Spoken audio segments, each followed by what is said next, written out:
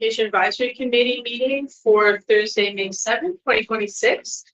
I will begin with the land acknowledgement. The Durham District School Board acknowledges that many Indigenous nations have long-standing relationships, both historic and modern, with the territories upon which our school board and schools are located. Today, this area is home to many Indigenous peoples from across Turtle Island. We acknowledge that the Durham region forms a part of the traditional and treaty territory of the Mississauga Island First Nation, the Mississauga peoples, and the treaty territory of the Chippewas of Georgina Island First Nation. It is on these ancestral and treaty lands that we teach, live, and learn. I will move on now to our roll call. Our Holy Durham Johnson Association. Oh my goodness. Elizabeth Daniel, Learning Disabilities Association of Durham. Shauna Healy, the Grandview Family Advisory Council. Marie Brown, Interior Parents of Visually Impaired Children. Donna Edwards, Charity for HX. And Berger, Durham Elementary School. Lindsay Clay, Secretary of School Reps. Children's Lead System Leading Services. Ahmed Hamid, Superintendent Teaching and Learning. Karen Alpers, Superintendent Teaching.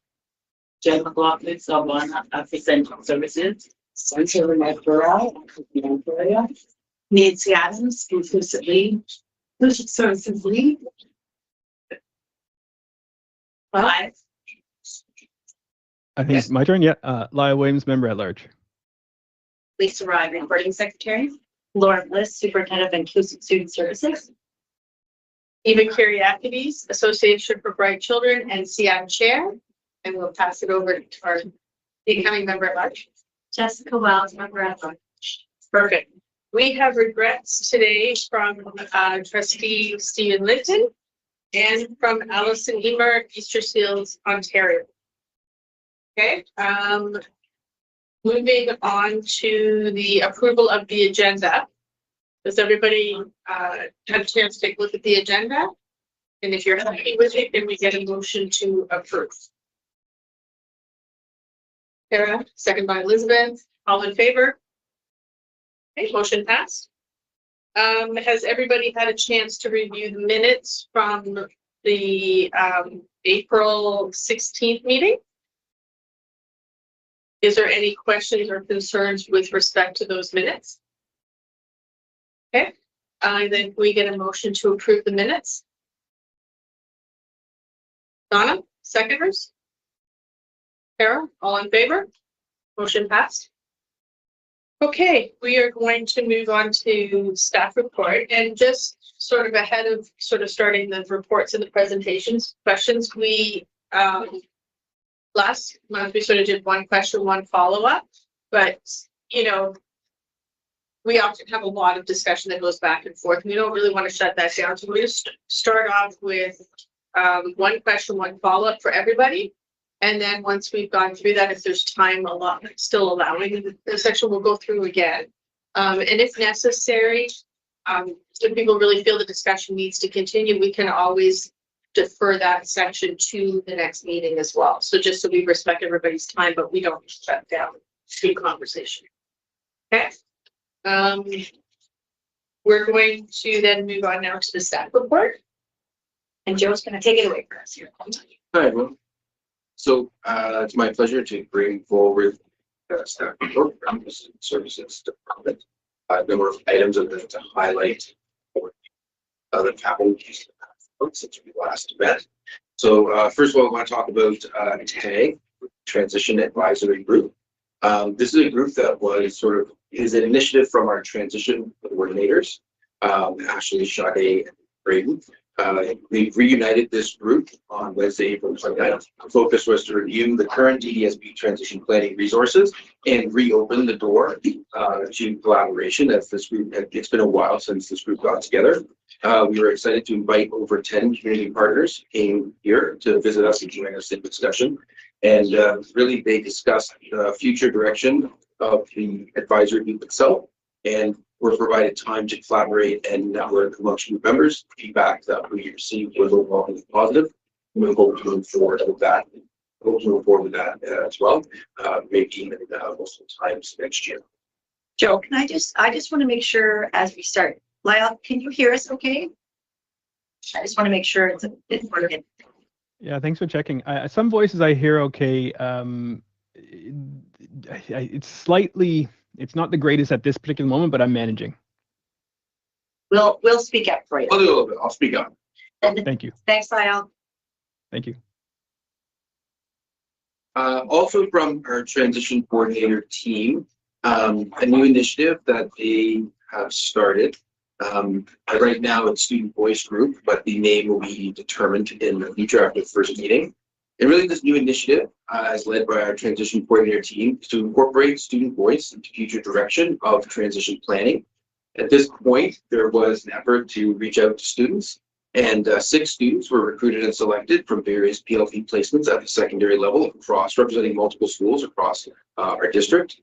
The group will have its first inaugural meeting for the end of the school year with the primary aim to discuss the goals of the group and to actually determine an official name and logo that the group will then carry forward.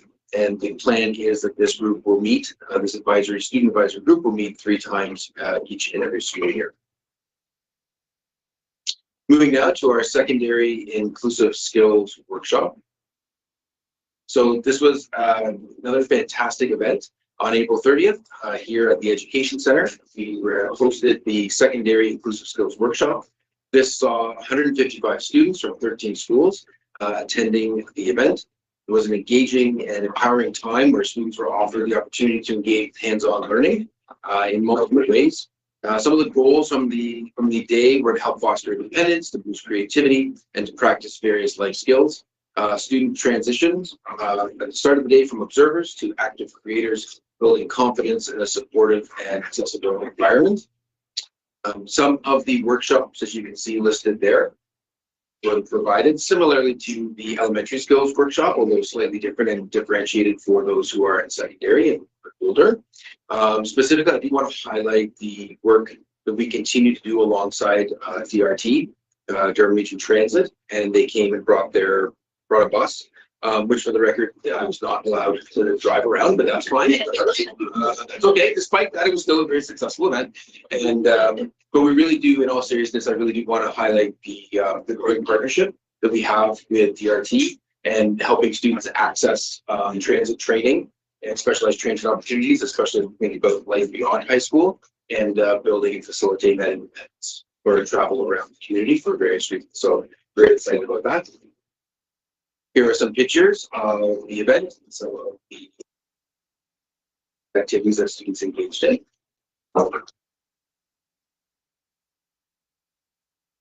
Moving on, want to share that students who are deaf or hard of hearing were supported. Those who are JK in grade 6 supported the Kids Like Me event. This was hosted at Reptilia, I believe just in Whitby here. It was organized and facilitated by our dedicated teachers of the deaf and hard of hearing, educational interpreters, and the deaf-blind interveners. During hands-on demonstrations, students were able to explore the world of various reptiles up close, as you can see there. That's quite close. And then they got to have a tour of the facility as well. But really the heart of this event was dedicated social time that follows, and the interaction that students get to have with each other. This gave our younger learners a beautiful opportunity to bond with their peers, building a foundation of shared identity, forming new friendships with other students who are also navigating hearing loss. This was also followed by the Teens Like Me event, again, organized and facilitated by our dedicated teachers of the deaf and hard of hearing, educational interpreters, and deaf-blind interveners. For our older students, this day was hosted here at the board office. It was a perfect blend of innovation and artistry. The event kicked off with a high-energy STEM activity hosted by Ontario Tech, so thank you to them for coming and taking part in the day, which this event challenged, this activity challenged students to collaborate and think critically. And then the energy shifted towards more self-expression as participants explored their creative sides through a crocodile painting experience, designing unique tiles, and you can see some of the artwork present there. Most importantly, again, was time, even during the lunch hour, it served as a vibrant social bridge. It allowed students to nurture longstanding friendships built over the years, while warmly welcoming new faces into their community. Happy to have Nancy here as well, who was leading the event as part of the team. And if there's anything else that you feel people had at this moment. You did a beautiful job. It really was. Yeah, the key to the event is really bringing students together with a similar identity and having the chance to understand that there are other kids like them and how they navigate the world and the relationships that was built. It was beautiful. Shifting gears on Friday, March 6th, we invited 40 young minds from our grade 4 to 6 special education who are in placements in special education gifted classes. They stepped up to the mic for a spelling bee. This wasn't just about letters. These students navigated the gauntlet of linguistic challenges and pushed their boundaries. This included advanced vocabulary, the definition, distinction, and the multilingual mastery, which also saw students have to, or required students to pivot and spell words in French.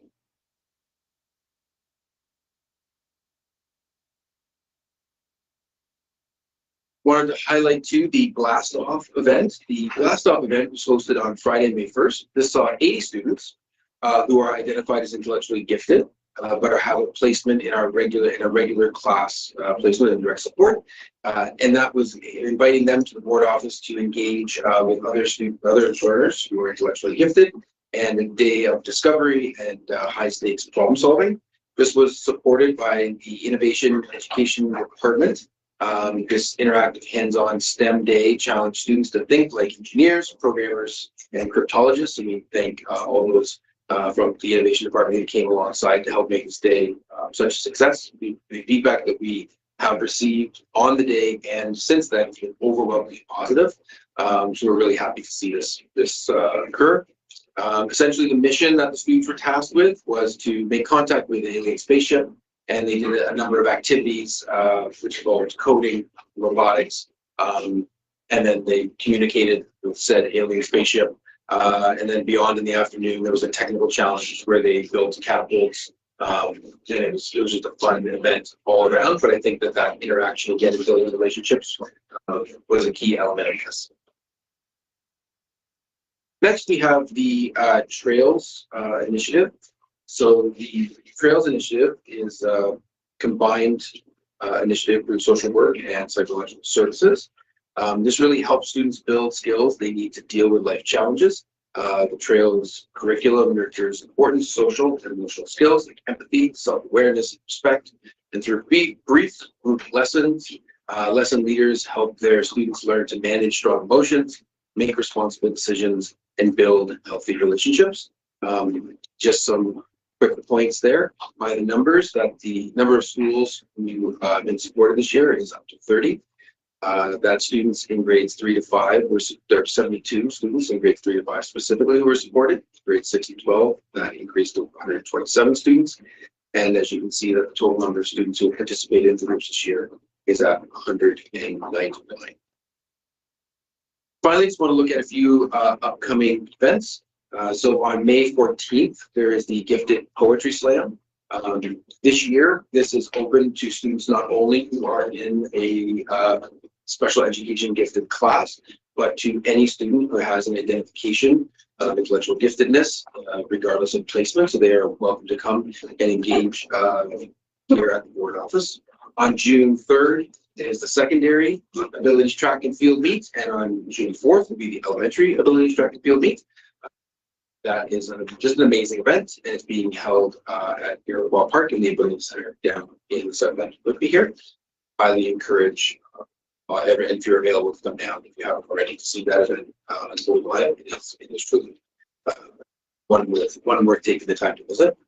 And then finally, on June 9th, we are offering another gifted session. This is called the Gifted Think Bowl, and is open to students, again, not only in the special education gifted placement classes, but to any student with gifted identification to come here and engage, work together and engage across different activities. So then now we're moving on to the, That's it, but you can. we're gonna pause put a there. pause Yeah, there. you can pause there. Close this. Thanks. Thanks, everybody.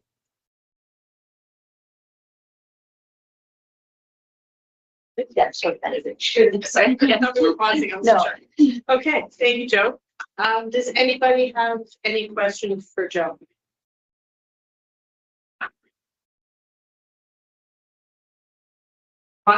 No?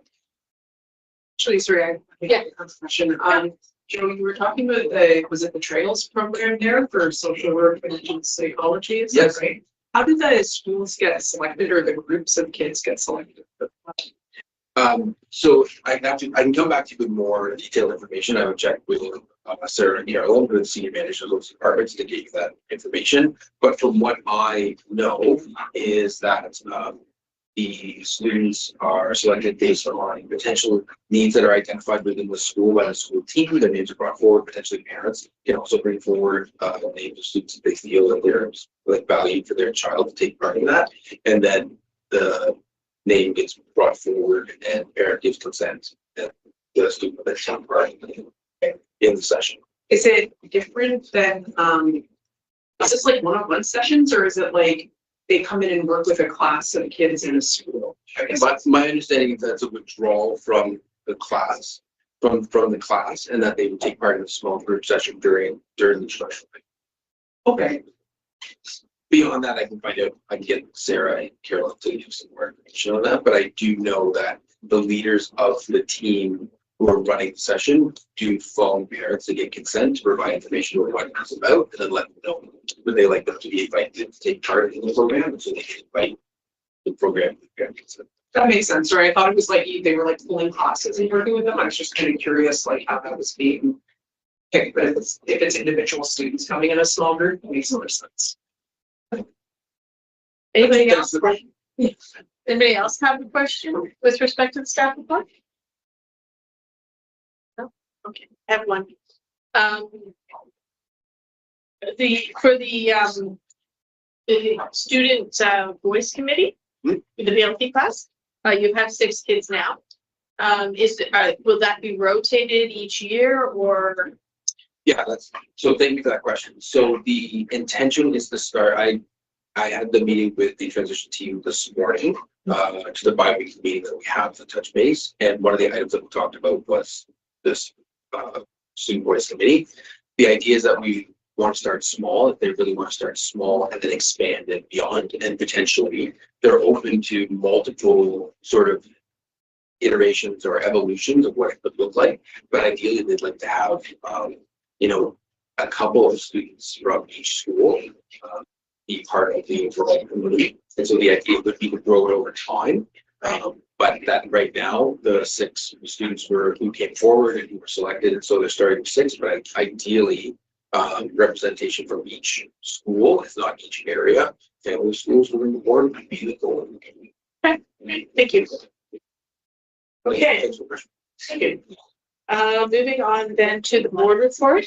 Oh, sorry, Lyle, you had a question? Sorry. It was just a quick one. I went Googling with my Ask Jeeves skills, Joe, and for the poetry slam, I see that it's been run at Dunbarton in the past. Is it at Dunbarton again this year? And is there a link to any information that we can find? I would have to come back to you on that. I believe, my understanding is that we're bringing it to get to the board office this year to allow for centralized, but I can get back to you on that because I know in the past it's been held at different sites and different venues based on availability of space. But I can definitely get back to that, Lyle, and provide more information around the specifics of the poetry slam. Yeah, or even just a link. That'd be great. Thanks, Joe. Okay, great. Yes. Okay, then we're going to move on to the board report. Donna. All right. Of course, we had standing committee on Monday, just this past Monday. There was 2 really major reports that were provided. One was the 2024-2025 results, school climate and student well-being survey results. Probably get, but that's another story under the new legislation. But really, they are critical monitoring to basically tool to advance basically our strategic plan. But what we did see was a decline in parent response, really, and no change in staff response, but an increase, actually quite a large increase for students' response, which was really good. And just give you some brief highlights into that. So it's under the various categories of belonging and connectedness. There was a strong majority of students viewed their school as welcoming environment, supported by the fact that most students are frequently greeted by name by staff and all feel accepted by adults on campus. While the school excels at being a friendly space, there is a significant opportunity to move beyond general acceptance towards fostering deeper, more meaningful and interpersonal connections and individual purpose among the student population. Around the meaningful and engagement learning, students report exceptionally high satisfaction with access to fitness and physical activities and extracurricular club and teams. This sense of opportunity extends into the classroom where most students find academic feedback and helpful. Most feel that that diverse cultures and identities are respected and reflected in the curriculum. While generally school enjoyment is just slightly lower, the majority of students are interested in their studies and see the practical value of their education, noting that they use what they learned outside the classroom. I would say that when it comes to supportive relationships, we've had a bit of a discussion at the board on that, but the data suggests that while schools have deeply supportive climates and strong relational foundations, there's an opportunity to strengthen awareness, communication, help seeking pathways for the students who are struggling, are more consistently noticed and connected within, within the school, within their peer group. And overall safety, students reported a strong sense of safety at school, particularly in areas where a high sense of safety existed, were in classrooms, in school trips, events, and school entrances and exits. There are basically these areas reflect that there's supervision and there's clear routines and supportive environment. Where there was a little bit of need of improvement is around washrooms. And at that point, there was also, I'm not going to go through all of this, but there were several categories in the agenda package, the full report, and all the data is there. So I would really look at both points to that from that perspective. As well as we had an early, basically, report on the years. So go through this. I would have prepared this a little bit. Anyways, so there was early years as well as basically, childcare mandates in the system planning and how that is done. And how involved it is and how complex it is, because it also it involves STEM region as well, because of course the funding as far as childcare and the identification spots has actually gone through a coordinated approach with STEM region as the head of that, and to identify spots. If they don't receive the funding, then we don't have the spots as well. And we know that we're in growth area, term is growing, and there is a when I think of a 3 or 4 year waiting list for spots in daycare. So that's really unfortunate. And then one of the questions that we were asking too is when it comes to daycare, if there's a delay in building a school, as far as not only building, like through the process, and there's a delay in terms of it's looking for a location for a big spot for a daycare. If there's a delay with approvals through the ministry, then they will take away from the school board and give it to another school board or whoever so that it's available there. So it's a quite a complex situation, but really there is a shortage in daycare, which is an issue for a lot of people looking for daycare. And of course, there was the EDI, which is the early development instrument that is looked at children's readiness to come to parents to come to school. And again, we had this discussion here, so before, but the report is really, really well detailed. Both of them are, and the data is there as well around it. But again, there's a huge, to me, concern around our because as we know, as a child that's not prepared to go into kindergarten, basically to in that environment, we tend to have higher incidences. Our incident reports have shown that K-3 is where we have our most incidences. And if they're not prepared, and it's the programs and stuff, it's a collection of what programs and readiness that we put in place for those children coming to school, but that requires additional supports. So that's a bit concerning because I had mentioned at the board, I had seen the forecast for the education funding. That's all that was released at this point in time, was the forecast for education expenditures for next year, and there's seen as a decrease in the early years daycare line. So I'm personally concerned. That's when we go forward looking at get the education funding is something to look at as well from that perspective. And that's really the key items that were there. But if you're interested in the data there, I just wanted to make one other note that we received a request from a youth.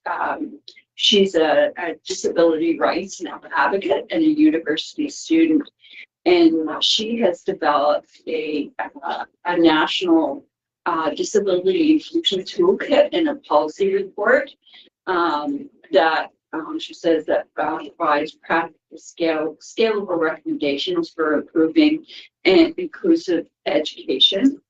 She's requested to come to a standing committee of the board, and I was on the agenda, so we said yes, but we just don't know when that's going to be. But when that does happen, we will make sure that SEAC knows that when she is going to come and present, so that you can basically you'll be invited to either come or make sure you go online to watch it live stream. I just want to say that she is presenting at the World Disability and Rehabilitation Conference in 2026 in Bali in August of this year.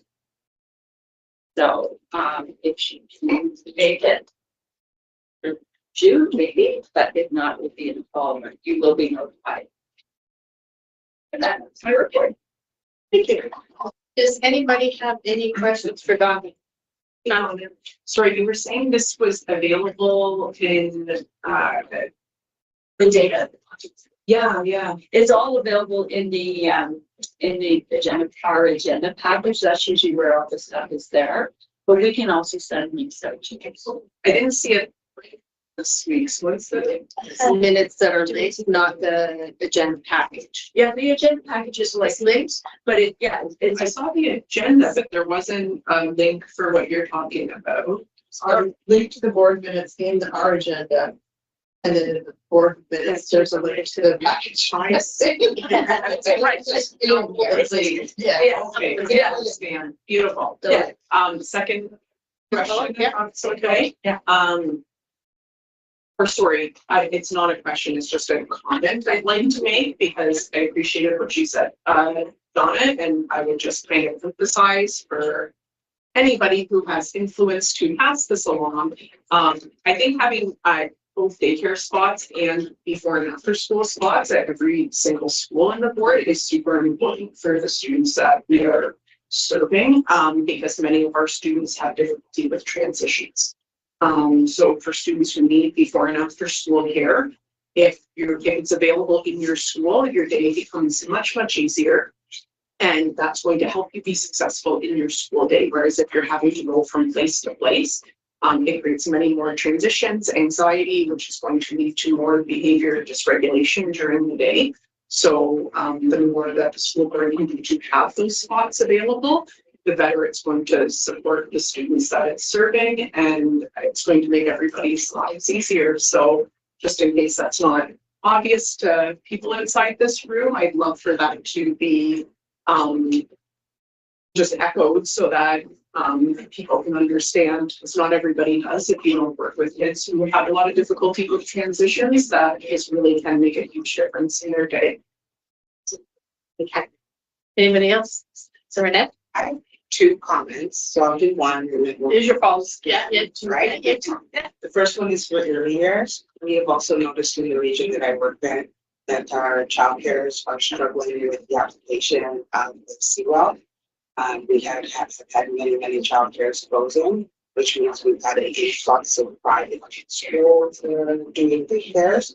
They tend to operate under different inclusionary practices. The increased wait lists are harming to our families. Families now would have to put their child on the wait list before conception in order to get a spot.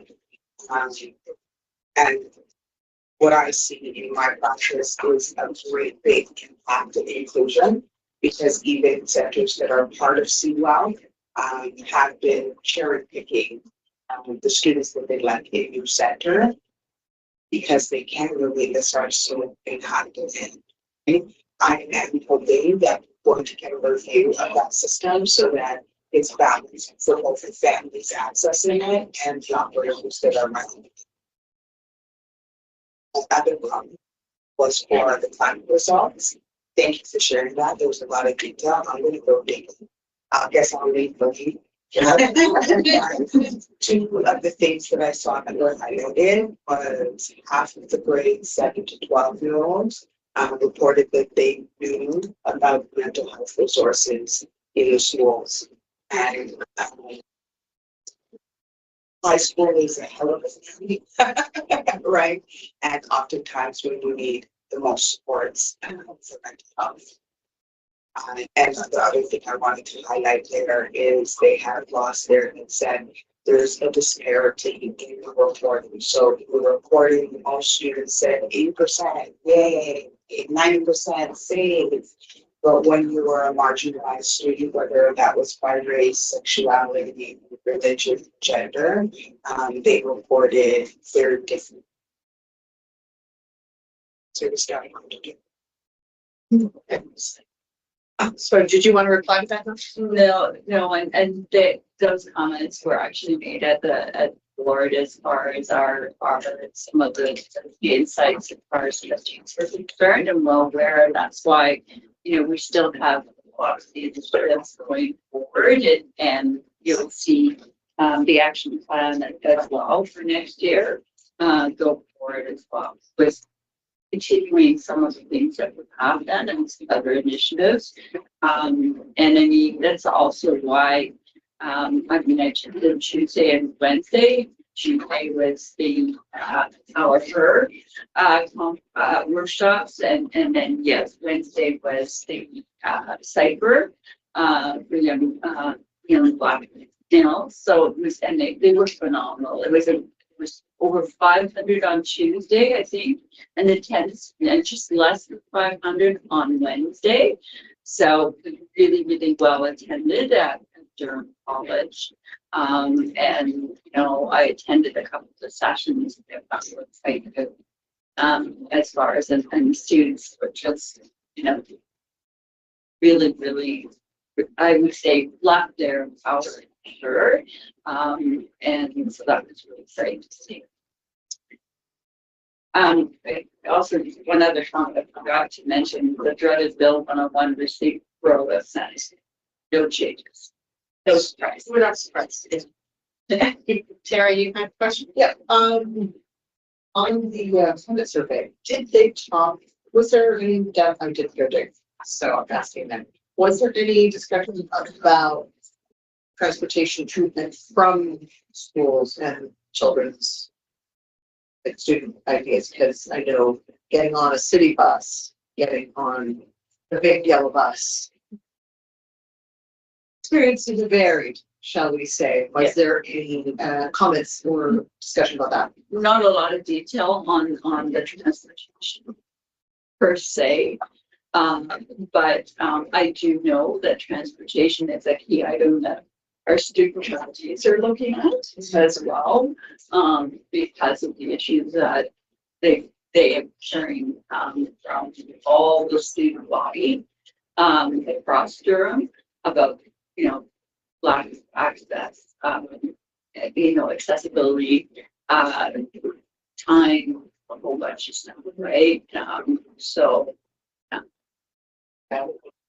I'm now getting the 5th grade 9 child, I'm getting the horse shows coming off the city bus. Things that go back of the bus. This is not going to be getting kicked off the bus is breaking down, and so the same things happen in the back of the yellow buses too, and it's how are kids gonna feel safe getting to and from school if shenanigans are ensuing? What can we do to help with that? Because if you're scared to get on the bus, how are we getting home? How are we getting to school? yeah, Again, that's another, so positive, right?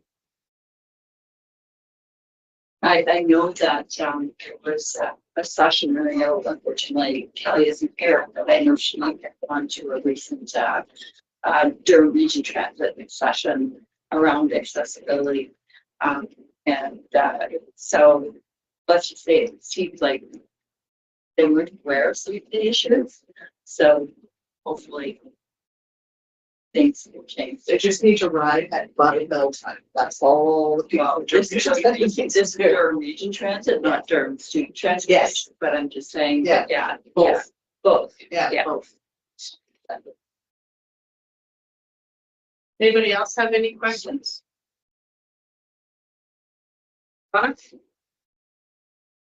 Okay, then we can move on to our presentations with Superintendent and Calvers and Awesome. We're just going to pass around. I'll let you guys share them, which is kind of fun point of reference. Tonight what we're sharing with you is the student achievement plan, and I'll give you a little bit of background. I did come last year to share as a draft student achievement plan as well.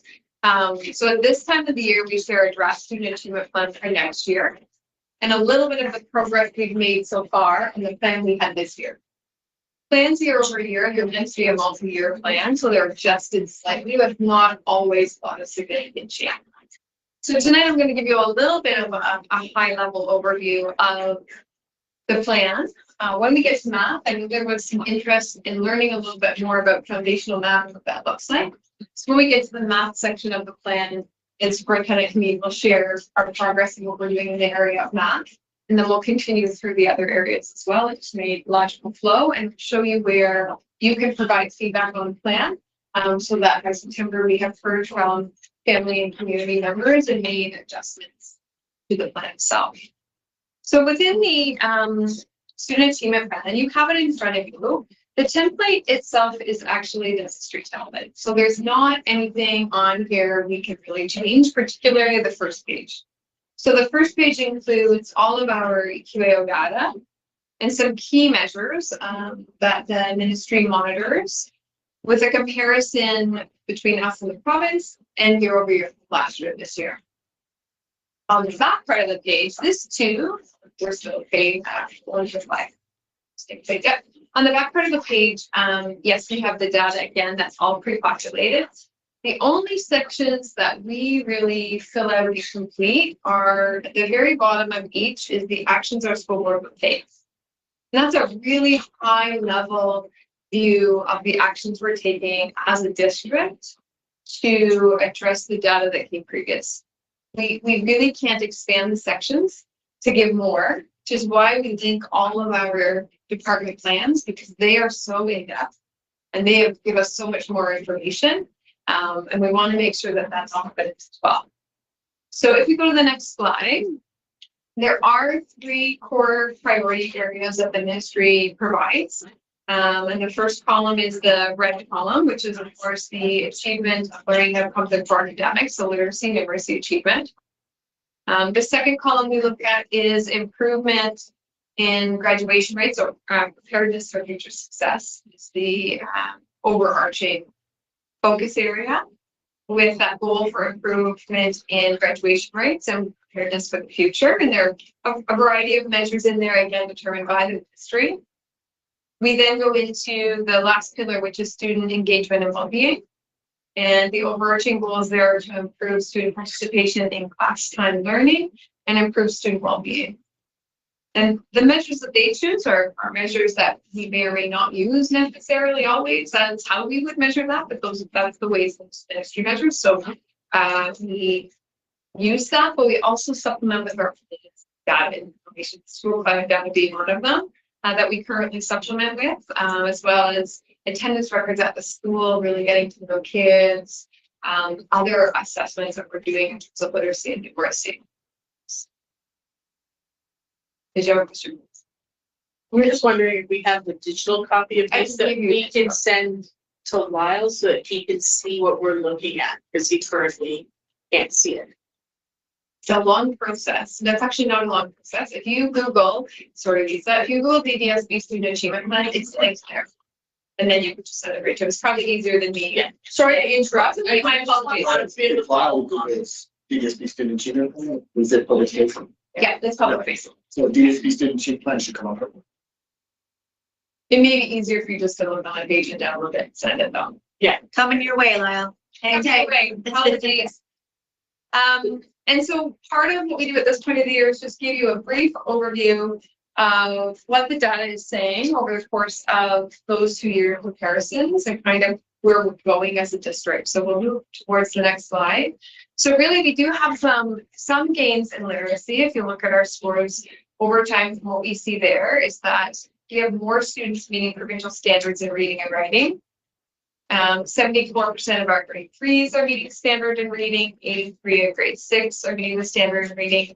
We have a good 86% success rate on the OSSLP. So literacy rates are fairly stable and continuing to grow. It continues to be an area of focus, since literacy is dignity.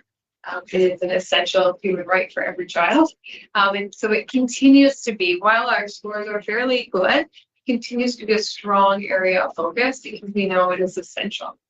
And just showing you some little examples of students actually engaged in literacy too. And sorry. And then we'll go to math. So some of the math wins that we see with Math Matters things is we know grade 3 math trends are beginning to trend up. 65 meeting the standard, which is on par with the ministry, is a fantastic note. Is there room to go? Absolutely. Our grade 6 is still an area of need. It is across the province as well, but for next year, it's going to certainly be a focus for us as well. It has been, but an area we need to continue to grow, as well as grade 9 math. We're holding steady. We saw some improvements, but it is still a place of focus for us.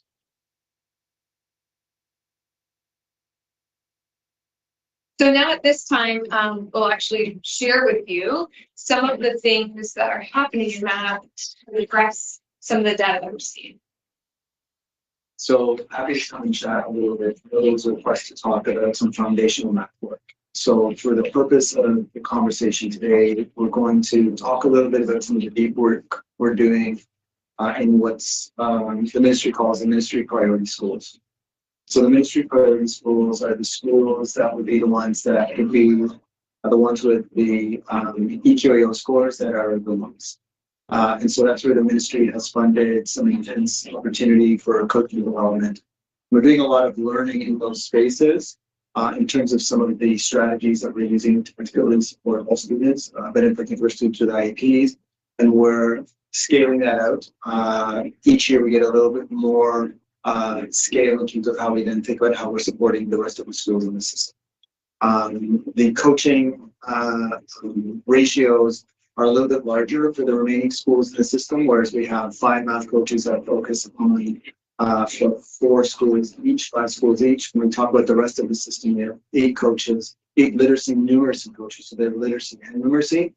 And then they focus on the remaining 120 odd schools. So they have about 22 schools each. So there's a little bit of a different ratio there. And so when we think about some of the foundational math, we all know that why foundational math matters. We see some of the key pieces in terms of why it's important to think about not only the notion of dignity, because the notion of being literate both in numeracy and literacy is essential for dignity in life. We think about the whole notion of how it helps individuals problem solve, work through challenges, and just be able to navigate society and see it today. So one of the areas where we do a lot of focus, particularly with students with IEPs, but also students in general, is that notion of the instruction triangle. And that's the relationship between the coach and the educator, and then a third point. And that third point is an area that allows the focus for the coaching triangle to be looking at that third point. So it removes a little bit of the evaluative nature of the coach working with the educator. And so recognizing that foundational math skills, it's really essential that we move into that explicit instruction. And that explicit instruction is critical because explicit instruction really allows us to engage in clear modeling of the skills that we're focusing on, looking very deeply at small incremental steps, and having the ability to continually assess as we're progressing through those small steps through the explicit work to be able to use that assessment for the next step. There's a lot of guided practice. And so the notion of practice is something that's essential in math, because what we've learned recently, what we've seen is the idea of practicing the skills that students have being explicitly taught is one of the best ways to get students to be able to take that skill and situate it within their memory queue. They're able to practice the fluency. Similar to literacy, when we talk about fluency, math, the term is sometimes used as automaticity. So that's the ability to take a concept and to apply it fluently, which equals to exactly what I mentioned. And so the ways in which that we're working with students. Sorry, I just wanted to add one thing. One of the really key things Paul mentioned around explicit instruction is you'll also see explicit instructional literacy, and it is a key strategy on the plan. On the back, you'll probably see it maybe a couple times. When if you're in a classroom, so I always use the example of my son who teaches over the priority schools. When they're doing explicit teaching, every student has a whiteboard to be doing their work on. And then they can walk around and see exactly where every kid is at the moment and know exactly where every student is at the moment and provide instructional moves right there, which has been highly, highly effective at really knowing where every student is. So that's a really interesting practice to see. When we walk around in schools, you really see learning that visible and being able to address any gaps to know where kids are right in the moment.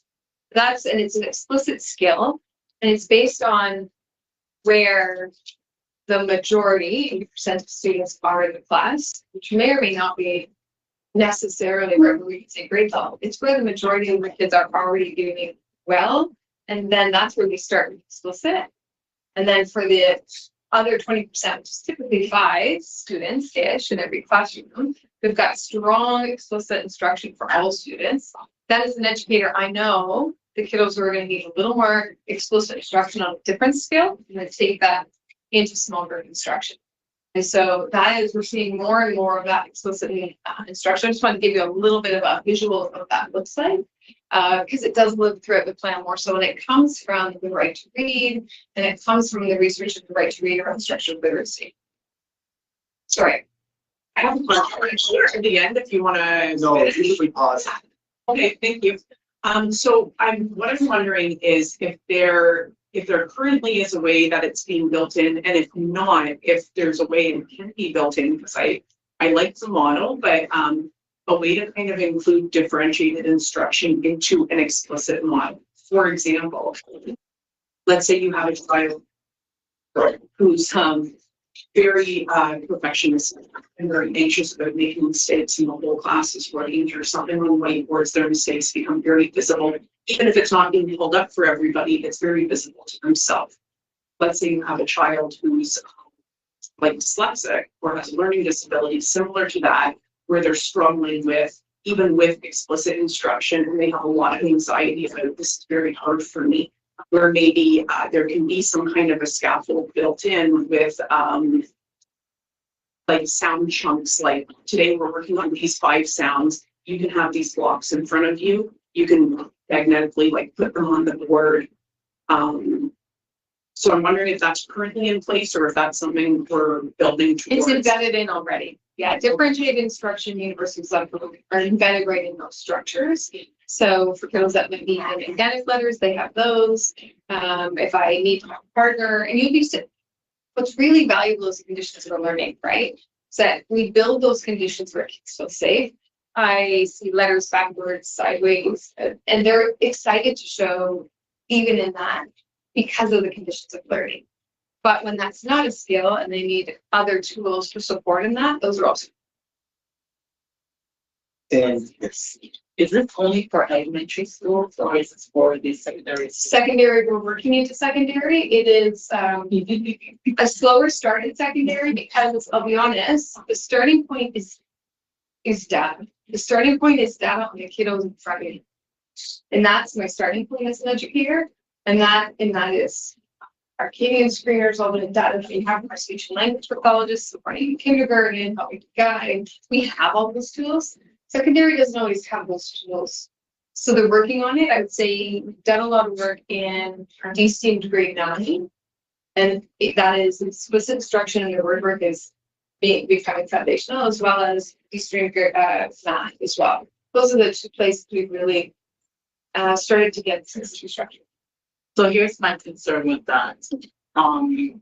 There are big gaps in the secondary with the math because of the online learning during COVID. So I think that should be a big priority. I know elementary is important, but the secondary should be prioritized too, because some of these kids are going to be regularly in school and still don't have the foundational math. yeah, so that is the, so we can talk a little bit about the math. So, eventually we're going to get into space. So, Okay. So, we are doing, so I want to come back to your question around, and you really, prompted the next slide. Each talks really specifically about what you just said. So I'm going to answer your question, but I want to come back to your question around, so the notion of providing different instructional approaches for the different learner profiles is embedded in what we call the multi-day or the 5-day method. So what we talk about in that situation is we talk about how we go, instead of looking at math, okay, today we're doing page 1, you know, of the textbook, tomorrow we're doing page 2 of the textbook.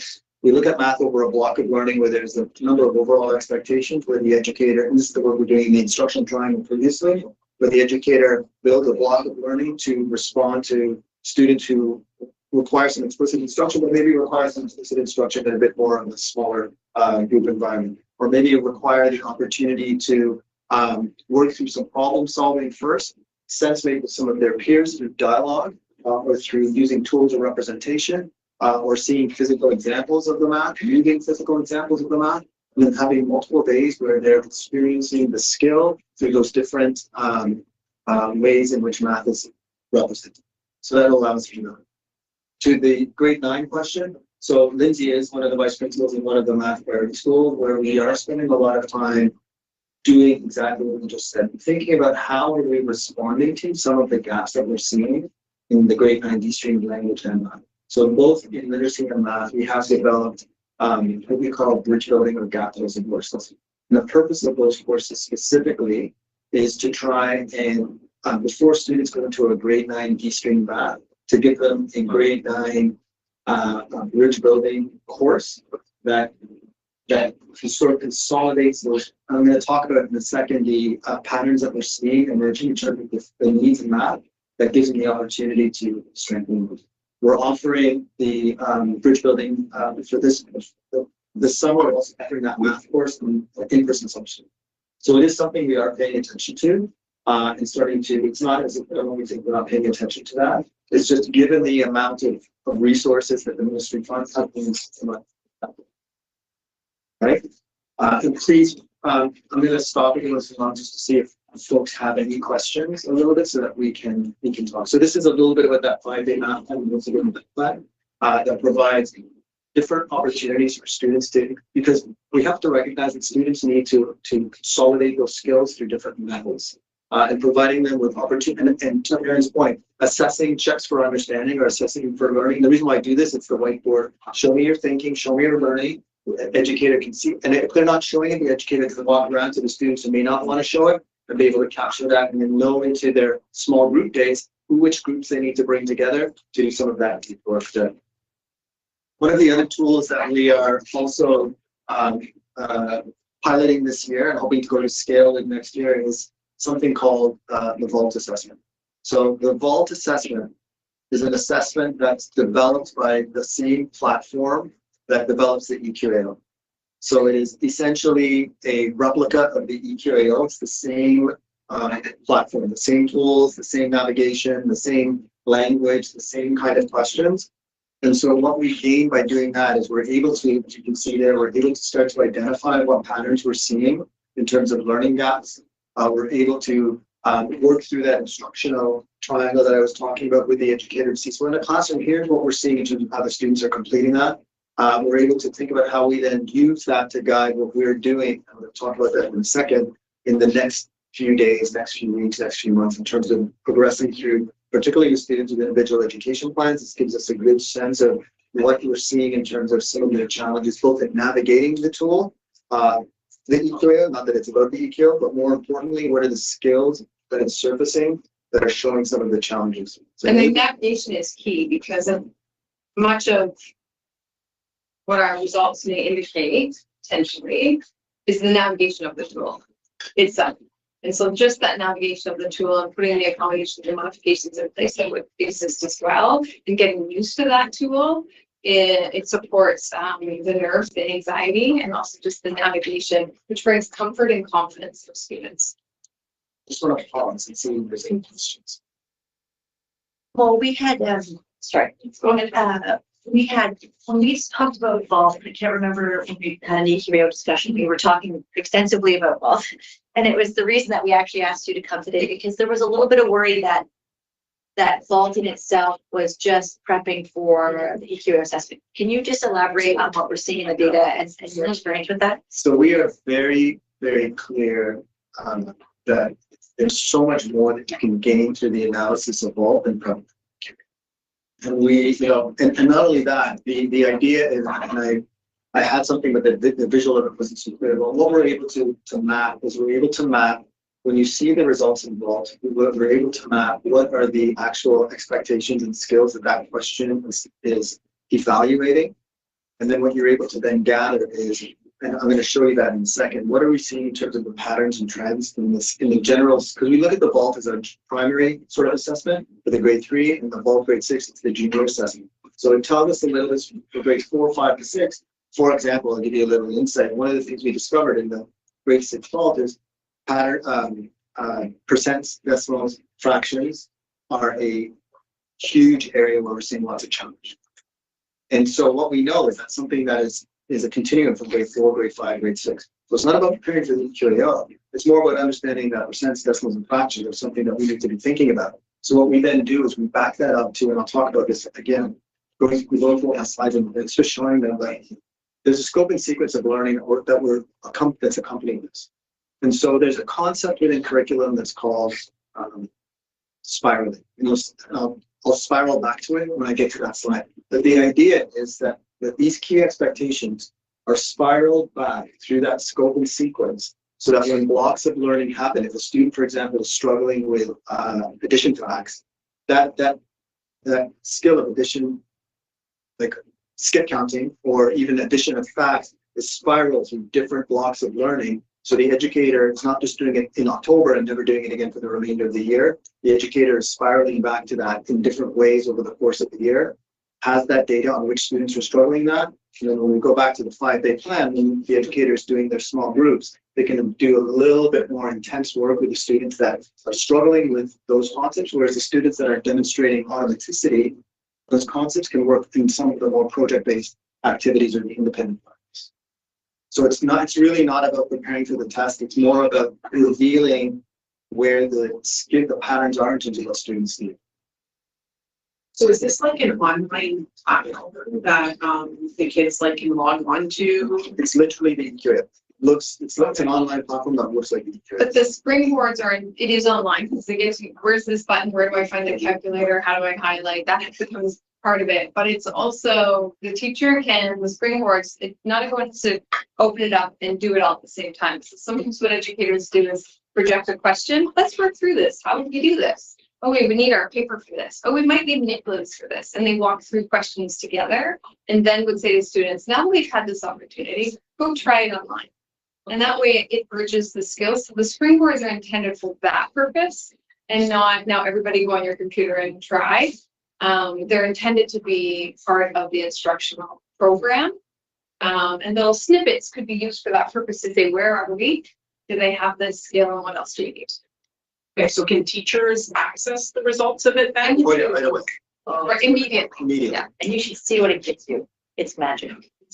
I think it's also important to recognize that the vault is just one of the sources of evidence that we're using. And so you'll see here is that we don't put all our eggs in one basket. There's a lot, particularly in math, there is real power in understanding multiple sources of evidence that allow you, particularly with students with individual education plans, to really reveal where we're seeing patterns of challenge versus patterns of automaticity versus patterns of almost there. So there's a lot of pre-assessment work that happens. So if we know that there's a block of learning that's happening with the instructional triangle, what the coach and the educator will do is they say, we're going to do some pre-assessment, we're doing surface area. So what are the skills that you have to know in order to be able to demonstrate surface area? We do some pre-work on that to see where the students able to demonstrate some beginning understanding of concepts and where there's some challenges. There's also some readiness tools that we have that also help evaluate that. And then from there, we can then move into, for example, if we've done some springboards, we can say, what are we seeing in the springboards? Or if we've done the mid-year vault assessment, what we're seeing in the mid-year vault assessment. And then we can start to put all that together in terms of that instructional triangle being the explicit instruction detail. So it's just one of the multiple sources of evidence that we have. And it's about being responsive to what the students are seeing. So I'll ask to see if there's any questions. Yeah. So what we're going Sure, make that question. Oh, sorry, I'm sorry. Thanks. How you doing? The 5-day block, what pedagogical research is that based on? So this comes from a lot of the folks who have done a lot of their research in math. So folks such as Mary Small, Joe Bowler. We think of some of the work that has happened previously prior to this iteration of math. The ministry, the name of it was called the Renewed Math Strategies. That was in place for about 10, 15 years or so. And so a lot of the work of some of the folks who are leading some of that thinking in math, Joe Bowler in particular was somebody who did a lot of the research on some of those practices. And so those are all rooted in evidence-based strategies. And one of the tools we're also using to support, we use many tools for explicit instruction. The jump math also is something that is really situated on a foundation of evidence-based practice that has the effect size of jump math in particular has been quite powerful in terms of what we're seeing in terms of actual impact in instruction. Cool. Yes, Yeah. very cool. And around the vault, so the vault is a separate, it's outside of E3O, so it's Yes. not something that E3O is creating for teachers to use. Yes. Okay, so does it also replicate it's replicating the types of questions that they would see in E3O? Yes. And I know that E3O has done a really amazing job of embedding CRRP as part of their questions in the vault to do that. Yes, it In their does. questions. Yes. Like in a very meaningful way, their questions affirm a variety of communities in ways that they haven't done in many before previous inceptions. And I'm just wondering if the vault is also honoring that, because I think part of the work of EQAO is also to teach teachers. It's not just about testing kids, it's about teaching teachers some of the ways that they need to be thinking about the work that they're doing and how they're presenting problems, math problems, language experiences to their students, or reading materials that they're bringing to their students. I think part of their work is about supporting teachers in that and for them to better understand how to do that. So I'm wondering if because I know teachers don't, because it's not done. So since it's gone online, it's more challenging as a teacher to know what's on the test. Whereas before, when it was paper, I could just look at it and figure it out. But now that it's online, I don't know, and every kid's kind of getting something different. You're not all getting the same question at the same time, or even the same question at all. So the fault might be at the educator's only opportunity to be able to kind of really embrace and be immersed in what that looks like. And so I'm just thinking, you know, is this, of course, it's always about the students, but I'm wondering if this is also an opportunity for teachers to reflect on their practice and think of different ways of. Absolutely. And so my previous portfolio for a number of years in this district was, at that time, it was the equity portfolio. So I come from a background of anti-oppression, anti-oppressive practice. And so the coaches went through a lot of grounding and foundational work on what does it mean to be humanized in the way in which we approach to learning. And we've done a lot of work with Nicole West Brown's prior to this around critically conscious practitioner inquiry. So the manner in which, when we're in that instruction triangle, how are educators using the multiple sources of evidence to really not only take the questions of the ball, but be able to situate them to understand, to Aaron's point, is there a problem with the manner in which the question's written, the manner in which even the navigation of the tool, you know, in a physical sense, but also through other sources of evidence to see, is there barriers that may come because the prior knowledge of the students is being recognized in experiences that we're asking them to do. So there is, and the priority schools also sit in a cycle of oppression in the communities that they're in. Right, so there's a lot of different factors that contribute to the experience, the richness of the experience that the students are bringing into the space. And part of the instructional triangle is revealing that through the relationship that they've created with the educator and with the students, and how the students reveal that to them. So we are doing a lot of work to that. We are paying attention to what does that look like when we go from a coach working in 5 schools to a facilitator working in 22. So we're paying some attention and thinking about that, but it is part of our ethos. Aaron mentioned the conditions for learning. The conditions for learning are rooted in the anti-oppressive practice. And just to reiterate that, the questions on the ball, since you're asking about the questions themselves as well, they were written by Ontario educators. It started in Niagara. So it's Niagara educators, and the team that creates Vault is very responsive. So if we were to come across some questions where our team was like, you know what, can we change this language? They would absolutely change it. But the fact that it is also created by educators in Ontario helps to ensure that it is culture responsive. It is, all teachers get them, they can print them out as well to see that ahead of time. And then if I know my kids, I know that this question right here, I'm not actually going to do, because that's not going to serve the students that I have in front of me. I'm going to choose to do this one. And they have that flexibility as well. And you also mentioned do teachers learn from it? And I would say that is the biggest value, is the learning that educators are getting from the data and from unpacking the data collaboratively. That's having the most significant. I know we have 15 minutes, but if you keep, we could stay forever. Just so you know, I can do this forever. I just have a really quick question. Is this only available for the QAO peers teachers, or is it per grade level? There's questions in 6 and 9. The vault is just 3, 6, and 9. Okay. But as I mentioned, we have multiple other sources that we're using as well. Yeah. Just want to check with the chair if we're okay at the same time on this. Yes. You want to get us a cut off? You want to wrap it up in about 4 minutes? Yeah. We're right now about 5 minutes behind schedule. So if we want to, We'll go ahead. So I'll go very quickly through some of the patterns that we're seeing. So we're seeing some emerging primary patterns of need. This is what we're seeing, but this is not only what the vault is revealing, but some of the analysis of field learning that the coaches are revealing. And this is district-wide. And vault is also provincially, many districts across the province do the vault as well. And this is something that's being revealed through what they're seeing across the province as well. So that's what we're seeing in the primary grades. These are the things that I mentioned in the junior grades. These are kind of the core areas where some skill challenge is happening. This is what we're seeing and when we think about multiplicative thinking, it's going from that 1 + 1 is 2 to like that additive thinking to thinking about groups of numbers multiplicatively. And you cannot do algebra if you can't think multiplicatively.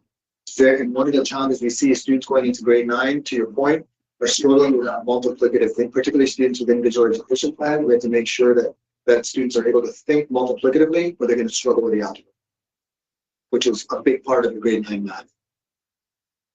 This was that notion of spiral learning that I talked about previously, where we talked about how concepts are spiraled through the curriculum repeatedly so that educators have multiple opportunities to strengthen the automaticity of those skills. I talked a little bit about some supporting students with individual education plans and how we're doing that through some of these pieces. And really, this talks a lot about our shared goal, but one of the biggest pieces around some of the points that you raised, Sienna, around the confidence is really creating math communities in classrooms where students kind of see themselves as mathematicians and speak about mathematicians, and that's built through creating a space, a community in the classroom where that's built through experience and understanding that mistakes are part of math and really creating that confidence. Cool. Yes. I have one very strange question. What is an unfriendly number? I saw it. Yes. Don't understand what that is. So a friendly number would be, if we go skip counting by 2, it's 2, 4, 6, 8, 10, 12, 14, 16, right? If we go skip counting by 14, 14 is kind of a bit of an, 15 could be a friendly number, 10 is a friendly number, 14, 13, 23 are unfriendly numbers because it's not easy to move quickly and yeah. Got it. Yeah, you gotta go 1 and 2 and 6. Yeah. Got it. Thank you. Oh, I see Lyle has his hand up, so yeah. Thank you. Yeah, great presentation. Just by the way, I think the camera is allergic to the gentleman that was speaking because it never showed him. So I think he might be AI, especially with I'll take that as a compliment. Yeah, you speak incredibly well. Thank you. One thing about the document that I got through email, the digital version, just a point, the font might be messed up because some of the words are missing letters and it's just kind of weird in my digital version. I'm not sure if it's an older version or not, just an FYI. The other piece I saw is there's 2 brands that I see. One says every student across the stage. The other one says every student across their stage. The PowerPoint says their stage. So I'm not sure which one you're going with, but just to consider that. And then just at the end, may have the wrong document, Lyle, so I'm gonna look into that one and I'm gonna watch one now to make sure, but I don't think that's the right one. But keep going. Okay. The third piece is what you started to talk about at the end, sir, around students with disabilities. And I'd love, considering the committee that we're on, I'd love to hear a little bit more about the supports available and the intentionality to address the needs of students with disabilities. Because I saw a lot of UDL mentioning, but I didn't see, explicitly stating supports for learners with disabilities. If you could talk a bit about that. Absolutely. So in our priority schools, we do have a higher percentage of students with individual education plans than we might see in schools outside of our priority cohort. And so in the instructional triangle that we do have there, Lyle, on the slide there, you'll see some of the ways in which we scaffold instruction for students with individual education plans, in particular providing different representations of how math is experienced in the classroom. Quite often, I shouldn't say quite often, in other districts, what we might see is more of a contextual style of math, where you just see one representation of 2 + 2 = 4. Whereas what we try to ensure is that there's multiple representations, so physical representation you would have, for example, either Cuisenaire rods, base 10 blocks, and abacus, rec and rec, different ways in which students can manipulate physically some of the math, visual representations of math, there's symbolic representations of math. We also think a little bit about how we, through the explicit instruction, how we provide different grouping structures to support the students based on their individual education plan and the profiles that are identified in their individual education plan, to give them much more of a direct experience. And this is very difficult to do. I'm not saying this is something that is very easy to do, and et cetera, et cetera. This is something that's very challenging to do, but these are the structures that we are working towards. So through the instructional triangle in a classroom, the educator and the student and the coach will be able to analyze student work, be able to think about what the individual education plan is identifying as either the strategies or the accommodations that are required, and then structure the small groups that, as I mentioned in the 5-day plan, we do have the idea of the different small but flexible groupings and the more intentional way of doing math work, to be able to then reflect that in the type of experience that the students had in that small group. So those are just some of the scaffolds, Lyle, that we use. Just want to check to see if you have any further prompts or questions. Yeah, no, that's great. Like multiple means is so important. I'm thinking about like how they can engage with the content. Does it take into account their needs for adaptive or assistive technology for learners with learning cognitive disabilities or sight-based disabilities, etc.? Yes, and so that would be in terms of some of the, first of all, the recommendations that Lauren's team would be giving to the educators in terms of the instructional facilitators who are coming alongside in spaces. And not only that, when we think about the tools and representations, having access to that as part of the natural classroom environment would be something that would be prioritized in those spaces where that's required. Okay, thank you. I don't think there's a question you can't answer in life, is there? Thank you. AI. I will move through the remainder quickly, but it's a little bit of an update on where we are with the future readiness component of the student achievement plan. So some data there for you in terms of our progression this year.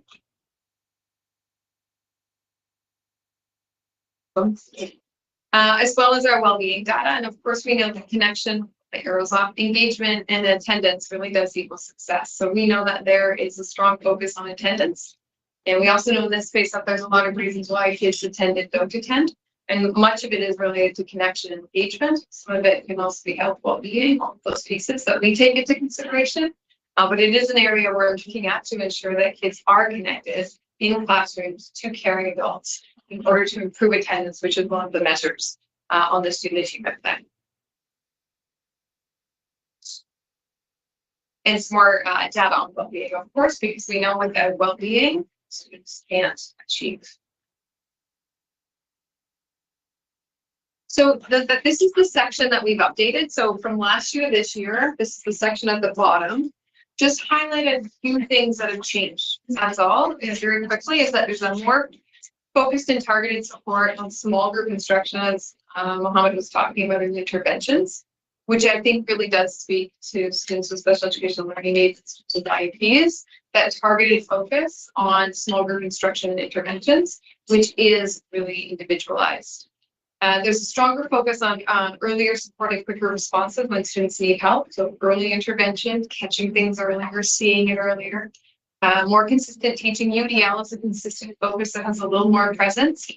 That ongoing monitoring real time of student achievement and progress. Stronger support through transitions and pathways, future planning, and that focus on well-being, belonging, identity, and everyday conditions for learning. This year in this plan, you'll see all of this get more attention. And so the last slide, what it does is gives you the link, the real link, should take you right to the website that has this plan, and it asks for your feedback. So there's two sections for community, families to give feedback. And so we invite you when you have a time to look at it more closely and look through it to provide your feedback there, and it will all be used and taken to update this implementation in the fall. Thank you. Is there any last minute questions before we move on? Because we are a little bit behind schedule. This is Lauren, you should have known. I apologize. I just have one question. Looking at the EQ OVAX for grade 9, at 58%, what is there anything that is being put in place to sort of try and bring those up for the next 3 years for those students? Because that can be limiting for their life choices, you know, sort of post-secondary. So 100%. So we are, I think we're 7% up from the year prior, or 5%. So we are seeing a bit of an increase in grade 9 in particular. But that being said, I spoke a little bit about some of the gap closing and bridge building course that we've been piloting it in math. We're piloting it in 8 schools next year where we look at these gap closing courses. The idea would be that they do the gap closing course in semester 1, and then they do the grade 9 stream in semester 2 following. And so, you know, we are paying a lot of attention to that. Math is, I'm sure you've seen it in the news, math is a challenge. But globally, there's a lot of evidence right now that's showing that a lot of students are struggling with math. And so I think we're paying a lot of attention to how math is being taught, you know, similar to the science of reading. So what is the science behind why we're seeing North America in particular, this decline in math scores since about 2005? we started to see a bit of a decline in North America around math. We have some thinking around what that may be. So we're really trying to hone in on trying to make math relevant, really focus on the skills that students need through explicit instruction, not to shy away from automaticity, but do it in a way that maintains the dignity of the child, so that you teach the skill of the child, and then when the child skill to the child in a way that the child can internalize that, and then they demonstrate the automaticity. It really breeds that notion of success. So we are paying attention to it. It's a process. Okay, yeah, I just wanted to make sure that the 42% We are on. below that here that aren't being sort of that EQA is written and we're done kind of thing, that we're following the next 3 years and trying to bring those children up too. For sure.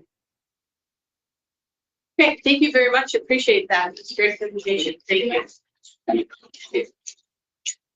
We are moving on then to the discussion with respect to the gifted assessment criteria, and I'm handing chair over to Sarah.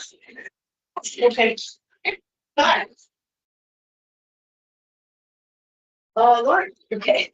Over to you. Thank you. So I wonder if you could bring back up the slides and just take us to the first slide with CCAT data on it. So wanted to bring forward, we've had some discussions at the table, and Lyle, you weren't with us for this. I'll give a brief overview because you weren't with us the first time we had this discussion. So I'll give you a bit of a sense of where we were in December. So what we've got on the screen here is gifted assessment criteria consideration. So when we look at this data, what you're seeing on the screen is CCAT results from 2016 to 2025. So we've inputted this year's data onto there. I don't think it was there when we brought it forward to you. So what we've seen, as you can see, back in 2016, we had just over 2,000 students running a CCAT. So just to give you, CCAT is the Canadian Cognitive Abilities Test, and it's really a standardized test that's used by Canadian schools. It's a group administered test. So it happens in the classroom. All students would be sitting down and writing the same test at the same time. And it really essentially measures the students' potential to learn, their aptitude towards learning. And it's usually used as a screening assessment for gifted identification. But typically the problem that we're having is if you look at the data on the screen here, typical norms that you would see in terms of percentage of students that are meeting the criteria for gifted exceptionality would be around 2%. But since 2016, we've seen an ongoing increase in that data, up to 12% over the last 2 years. What we know is that the CCAT test is readily available online. Parents can access it, and are prepping kids for that CCAT because the belief is that's the right thing to do for my child. Right? I want to make sure they do really well in this assessment. So the CCAT isn't giving us the data. It isn't giving us a clear picture of where students are at and whether or not they're truly meeting the exceptionality, the criteria for exceptionality. So what we are proposing is adding another layer of assessment to this. So before 2016, we used to do a CCAT, and we also used to do a WISC. So the WISC is a secondary assessment. So if you reach 98% on the CCAT on the first assessment, you moved forward to a WISC. If you got 98% on the WISC, you met criteria for exceptionality. Because we started to get to numbers going so high, WISCs take about 6 hours to administer per student. And so the difficulty is, as numbers increased, we couldn't continue to WISC that many students. There was too many. So what did we do? We decided at that point that we'll stop WISCing students who are 98 and above. We'll only WISC kids who land between 95 and 97%. Problem with that is if you don't have a secondary means of ensuring that students who are only writing something that's intended to screen, but not necessarily give us all the data that we need, we've created a scenario where it's really not giving us what we need to determine the best placement for students. So what we would like to do, what we're proposing and bringing for discussion here tonight is that starting next year, we begin the process of students who meet 98% on the CCAT then have a secondary assessment, they'll have a WISC. All students will have a WISC. 98 and above. Where we have to, the consideration for here discussion tonight is that to WISC the number of students that we did this year, which is about 184 students. And if you wouldn't mind, Joe, just going to the next slide, because I'll give you that data. So this is the WISC data. So as you can see, back in 2016, we had 87 students write the WISC. 65 of those were successful on the WISC.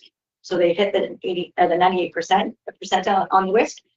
And that was 74% of those students who were achieving that criteria. But now in 2025, remember, we're only WISCing kids who are 95 to 97%. So this year, that was 184 kids that we WISCed. That we had 89 students who were successful on the WISC, which represents 48% of the students who choose to write the WISC, sorry, who are writing WISC, which is, again, that 95 to 97. What's important to bring to the table here is that knowing that a WISC takes approximately, give or take, 6 hours per student, we have 38 clinicians, but 36 of them were doing WISCs. 36 staff performing WISCs, these WISCs for students, pull direct support away from students for almost 6 weeks. So the difficulty we have is, because it would seem easy to just say WISC everyone, right? But the problem that we have is that would then remove our direct support, our psych services direct support to students for almost 2.5 months of a 10-month year. So we want to make sure that we're gathering the appropriate data that we need to make the best decisions for students moving forward. But we also want to make sure we're continuing to provide ongoing support to students. Now, we would never, our psych services team members, if there's immediate need in a school, we certainly continue services to those immediate needs. We don't stop altogether, but it does draw service away for that block. So want to bring to the table for discussion the concept of WISCing 98 and above next year for all students who first do CCAT, 98 or have 98%, then we WISC them. If they're 98 on a WISC, they meet criteria for gifted exceptionality. What we wouldn't be able to do is continue the 95 to 97 CCAT results. So we'll stop there and open that for discussion. We wouldn't have any. I know you got well, so. Yeah. Sean, I have some.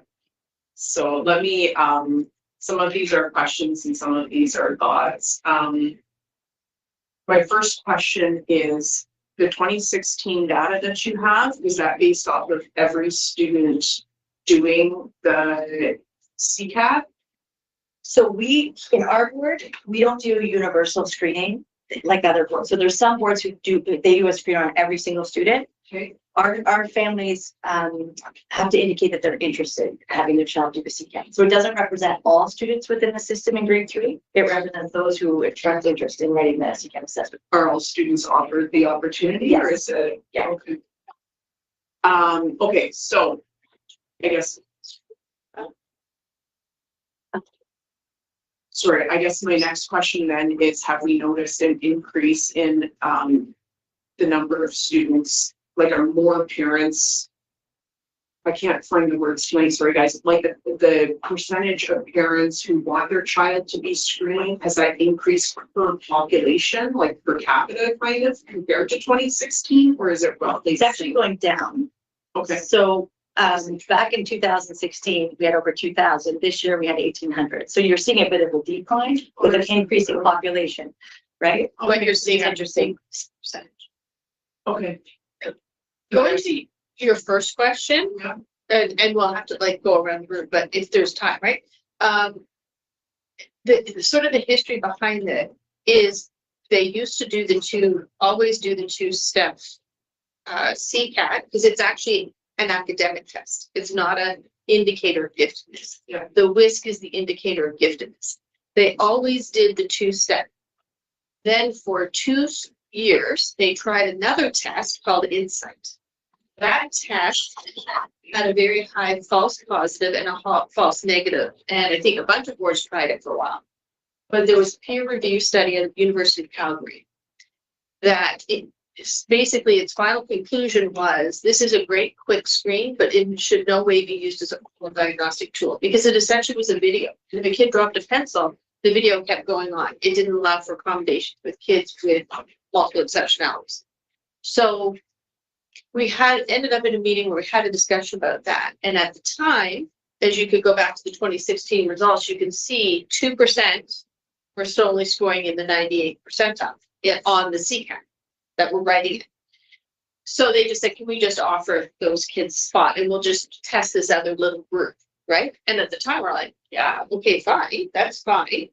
But it was never revisited as these numbers started to increase. It was never revisited. So now you're at 2025 where less students are writing, but more kids are scoring in the 98th percentile. And we know even from quite frankly, the gifted orientation session and different conversations I have, there are people who are hiring tutors and who are prepping their kids.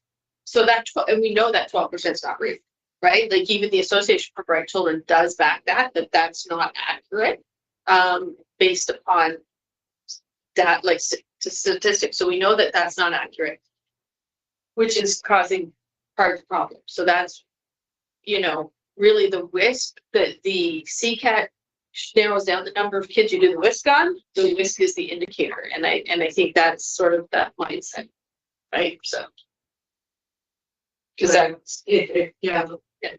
Anyone else have any questions, comments? Sure, go for it. It's right. I think since we're out there. Oh, so did you? Yeah. Sorry, I didn't see your hand. It's fine. I hear you. Sorry. I was Googling terms, so I understand. Oh, okay. Because I wanted to know if the assessment tools we were using were the right assessment tools. So I wanted to know, like, what was the last edit to the list? Because things have changed, and within ASD, we had to change all of our That's great. I feel like it's too soon for it. So CCAT both do get updated periodically. What's interesting about the CCAT is that the edition that's being used right now is old, very old.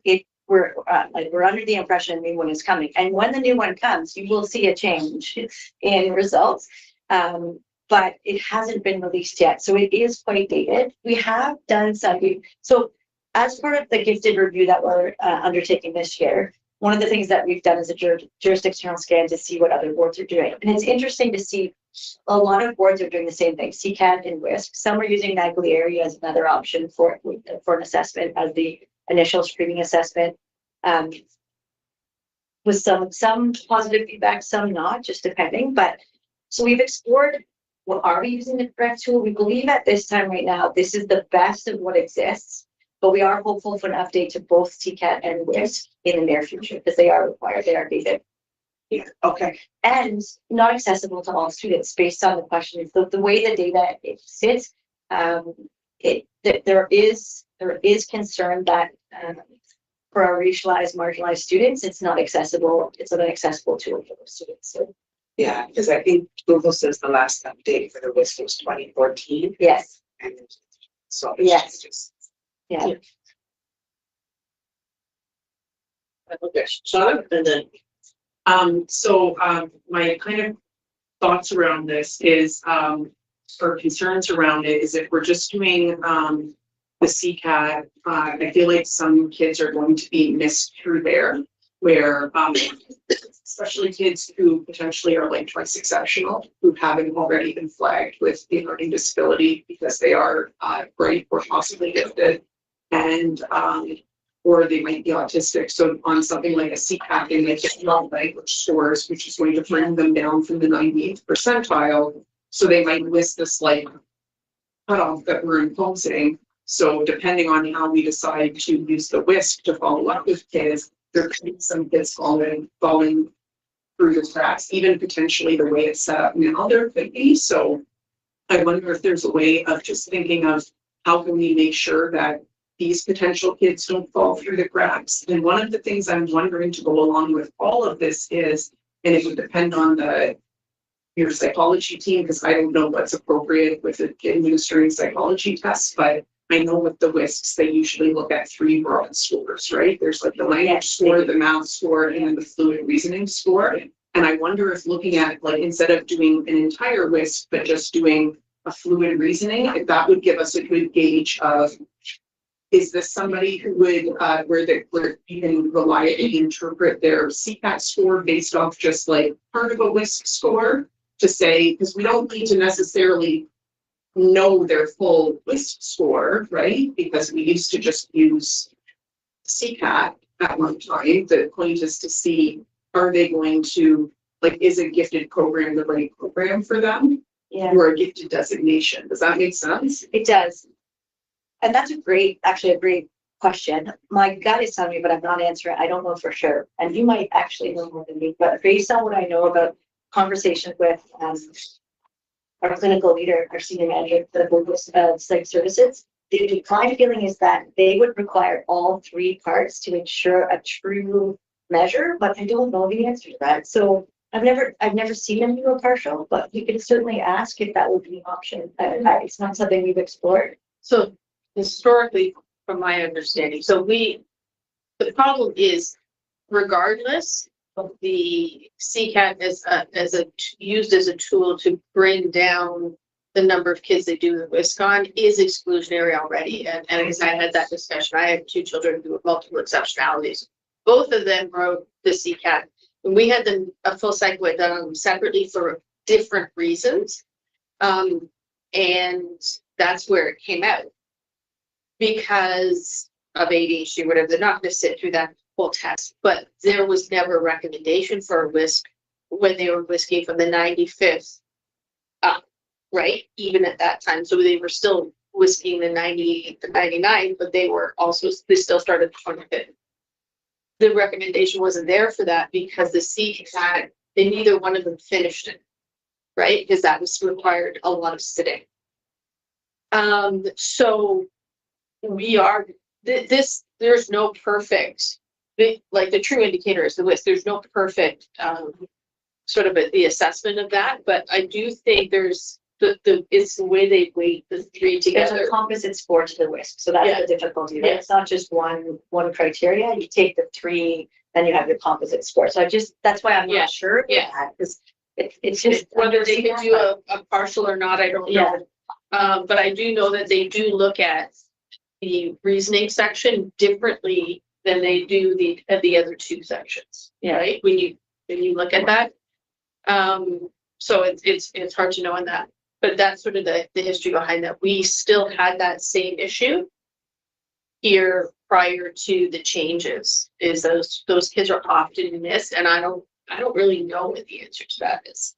I'm just gonna propose a thought, if that's okay for that, is I wonder if there's a way, I assume one must exist, and if not, it should be easily created, I would think, is having like a teacher screening tool for, because a lot of people even teachers have a wrong idea of what giftedness looks like in kids, and they will see a high achieving, hardworking student and say this kid must be gifted, when really they could just be bright and not actually be gifted. And you could have a kid who is low achieving and behavioral, and they are actually the gifted child. So if there is a screening tool for teachers to fill out, to go along to interpret the CPAT scores with, to say this child is more likely to fit the gifted profile, and a gifted placement might be more appropriate for what their needs are, because you might even have actual gifted children who can be successful in a regular classroom, and it might not necessarily make sense to use the resources of this to identify them if they're being successful in a regular classroom. Does that make sense? Yeah, it does exist. We explored the option. There was one particular one, and I'm sorry, I can't right off the top of my head remember the name of it, but at minimal cost, I think it was $325 per student. It's an online tool that teachers can use. And so we did explore that a little bit, but it doesn't replace what a WISC tells us, right? Like, I think there's something about that, like, I believe those layers are also needed in terms of how we make decisions about student placement, but a CCAT alone, I don't think is the we know that it's not telling us what we really need to tell us at this point, and we need to have a next step that will allow us to gather that data in a different way, but still meet as many needs as possible for our students. So, and now, question. So last question. Oh, last name is not. Last question. Did it get I tired? have, now? but then as everyone talks, my questions are answered. You know, it's a fascinating problem that really, you know, there's a whole conversation around the motivations of parents and what they view giftedness to mean and the benefits inherent in it. The point about a screening tool makes sense to me. Like, there's the idea that a parent can just make a request for it seems like that can be quite taxing to the system, and I think there needs to be something in place to sort of help. I don't know if legitimize is the right word, but to legitimize the feeling that the child is gifted. And then, you know, like, this data is so interesting to me.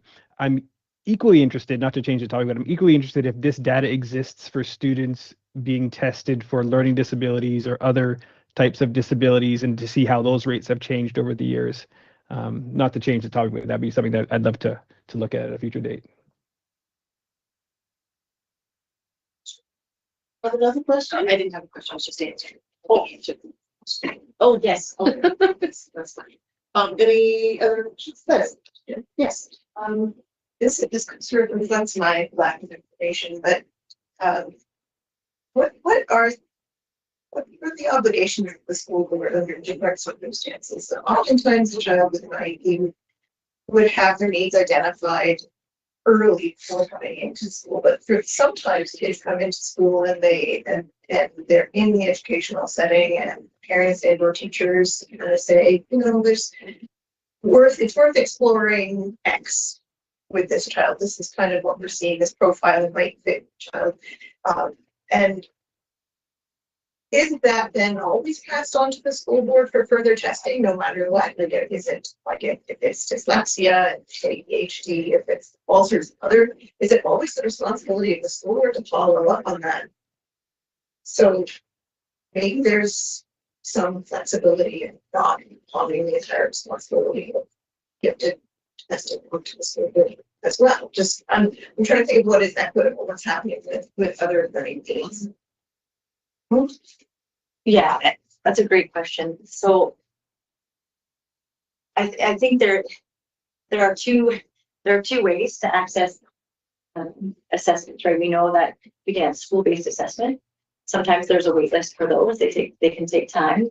We can do simple PTS, but psych one assessments at the school level there's often a wait list associated. Some families choose to go outside to have assessments done privately, what we do is we try to base our assessments for students based on individual needs. So we look at the collective of students. We try to make decisions on, you know, be responsive to needs of students who needs an assessment quickly. How do we get that done quickly? But certainly we do have families that there's no obligation that it has to be done by the school. Gifted assessment for us, as you know, happens in grade 3, but it's by choice of families. So it's interesting. There are boards that don't offer the option of a gifted assessment at all. So in terms of an obligation from a ministry perspective, there isn't one. If that helps clarify. Yeah.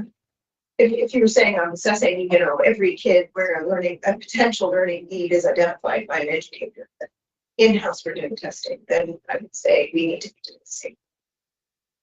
That's not what's happening across. That's a great thought, actually. Because you're right, we don't necessarily do it for other exceptionalities, right? I had the same 3 people at the same time. But I'll do the question. You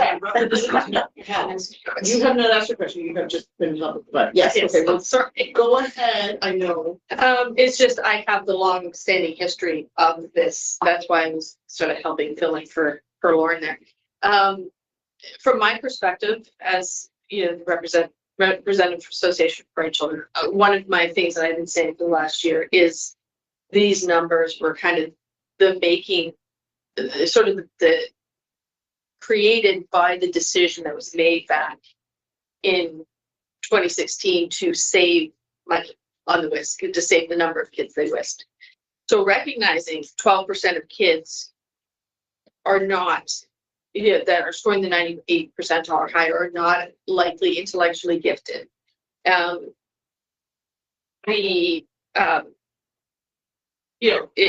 makes sense to me to make this move to say, okay, well, right now we have 12% testing in the 98 percentile or higher. And to start doing the whisk on those to see if those numbers come down.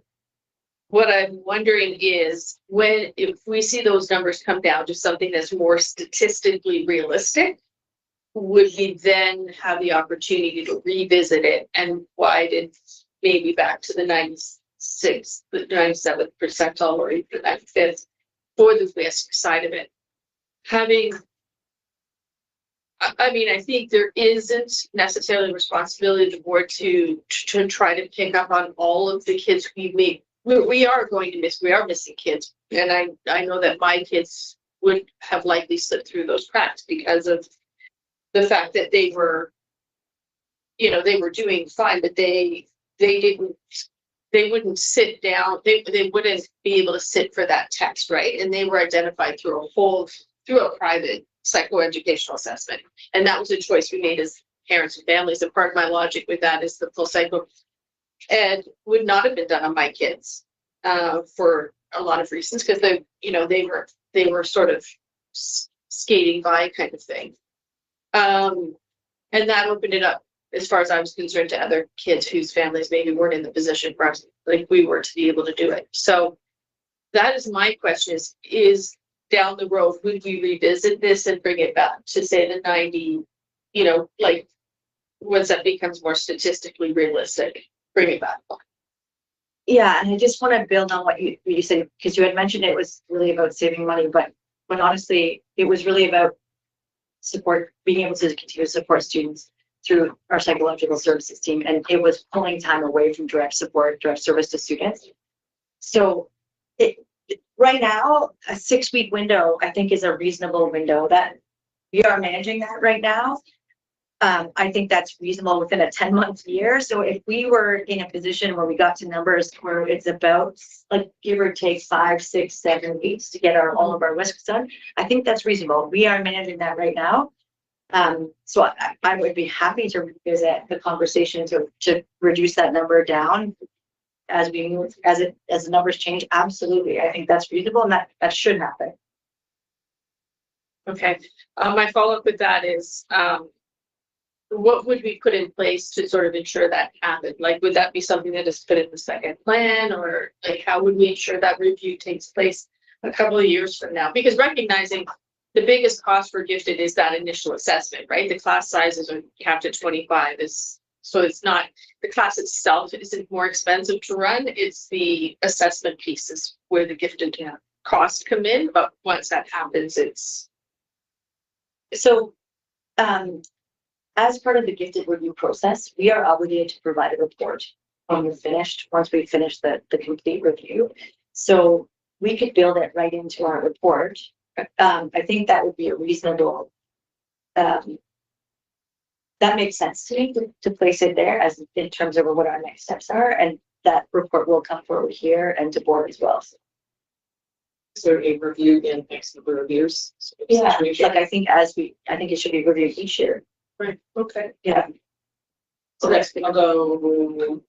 Sorry. Yeah, sorry. And it was just a comment around, because I know I have said before when it came to the other boards, you had mentioned that, there are boards that don't have a gifted program. It's very much true across the province.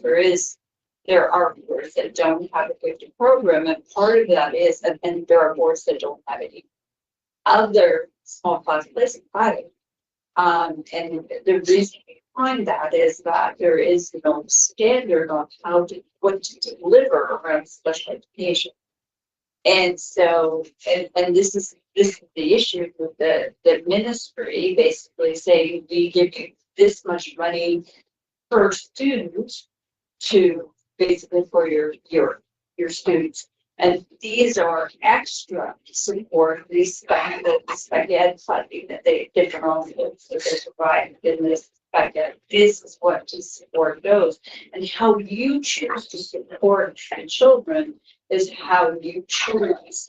And that's that's somewhat how they get away with the fact that, well, especially when you choose to have small class placements, which are more expensive because it's a smaller class size, et cetera.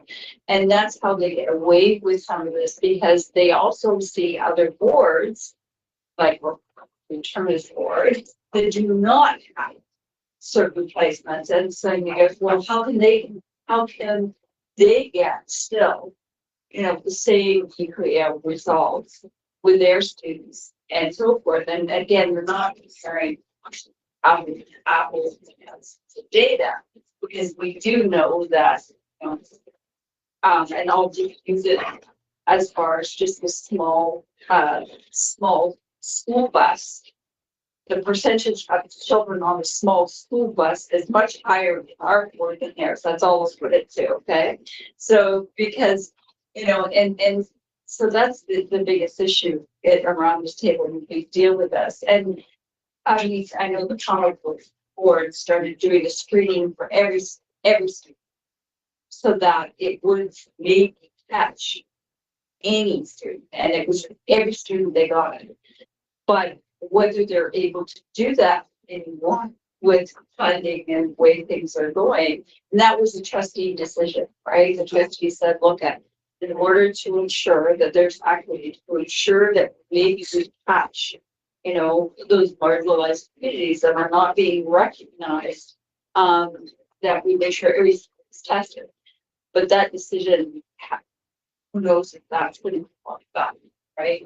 But there is no special education standard, and that's been a huge issue across the province, because everybody delivers special education differently as far as how they support the kids. There are small boards that can provide speech and language access therapy, whereas we know deeply that institution. All right, Sunset? All right, I just want to push back to your question and speak on the impact, if any at all, what the diagnosis has on our funding body and what we bring in. So per pupil allocation is the same, right? Regardless of, like, even with the diagnosis, per pupil allocation is the same. As Donna said, that it doesn't change depending on identification, which is interesting. Okay. So what we do is we have the amount that the ministry provides us. We choose as a system how we want to use that. In our tier, we have used that for gifted special education classes, small class placements. We have those. Not all boards do, but that's how we choose to use our funds. But in terms of having a diagnosis, doesn't change the per pupil allocation. Even when it's learning disabilities or autism, what is that acronym on the budget line for special education? The SS. I'll have to formulate that question. Okay, that's okay. If you want to send it to me, I'm happy to answer. Yeah, And we can figure out send the it. information in my head so I can Okay. say no. Okay. Yeah. Yeah, I'm happy to answer. I just would make a comment that if this change does get implemented, I think we bring it back to that communication piece that we've always been talking about, where we would need to make sure there was a mechanism for really robust communication. Families that would have previously been discounted and now not, so that they understand that there is there's sort of potential there, and if they wish to pursue further testing, they would understand what was required, what that could be. Right, so that piece was properly communicated to the families who are affected. We do have a letter that goes home in terms of the request for gifted testing that goes to all grade 3 families. Process is built into there, so that would, and they have to sign that to return. Yes, I'd love to do the assessment, so we know that seen it. So you can certainly go. Some final just thoughts. So something I think might be useful is like a rebranding in a way of the program, so that parents have a better understanding of what the program's, like the purpose of the program. Because I feel like some parents hear gifted and they say, well, my kid's smart, I want them in a gifted program, they're going to get better marks, they're going to have better opportunities. And those are the parents who are possibly the ones pursuing tutoring specifically for the CPAD. And if they had a better understanding of this program is designed for students who are like quick thinkers, who understand concepts in a deep way, who might need support with emotional regulation and executive functioning, and organization, I feel like that would send a different message to those parents and realize it's actually isn't the program I want my child in. Because in my mind, at least, I don't believe that every kid in a gifted program should be getting 90s. I believe the program should be designed so that kids are approaching grade level curriculum content to a different depth than what other students might do. And not necessarily all of them with that program designed that way are going to be getting 90s, but they're going to be very enriched in how they're learning. I don't think that they should be being taught above grade level material, which is, I think, what some parents have designed in their head, that, well, my kids in grade 6 and they're going to be learning grade 10 math because they're not smart. But if that's what they have in mind when they hear gifted, then that's what they're going to pursue. So I think if there's a way, I don't know what it is, but if there's a way of having that out there when they're offered the option for the CCAT, that there's a very clear understanding of this is the purpose of it, that might avoid some of that to begin with. The other thing I'm thinking is, if that's not enough, alternating. I know there's another test called I think it's the COGAD, which is a similar to the CCAT type of test. Alternating years, I don't know if this is a possibility. I don't know how you guys pay for the licensing for it, if it's like a multi-year license or something, but if there's some option of like, we could alternate these tests year to year so that it's less easy to like study for. Or if there can be a data analysis done of the current data we have with, as I had kind of suggested earlier, look at the actual scores for individual kids who did the CCAT, and then their similar scores on the WISC, so your language, math, and fluid reasoning, and then see if there's a drop between it, and what drops. Is it all of it that drops? Because part of me feels like, just my instincts would make me feel like if you can study for something, scores that are going to be falsely elevated are probably language and math, and the fluid reasoning is going to be a more accurate score. And if you had actual data that supported that, there's a possible way of doing a less expensive screener that's going to hone in on that one specific score that's going to show this is the type of kid that's going to be a better fit for this program. And then my last thought is just echoing what was being said over here, is doing, like, I don't know the cost involved in it, but if it's not a significant cost, screening all grade 3 students with the CCAT, because that does actually show valuable data to pick up on things like LDs at an early age and offer recommendations for teachers if this is flagged early for how can we actually support these students. Look at showing they have very high language scores, but very weak math scores. Here's what this might say about them, and here's how we can support them early on, rather than waiting until it becomes a big problem. So, any other questions or comments? Maya, anything for you?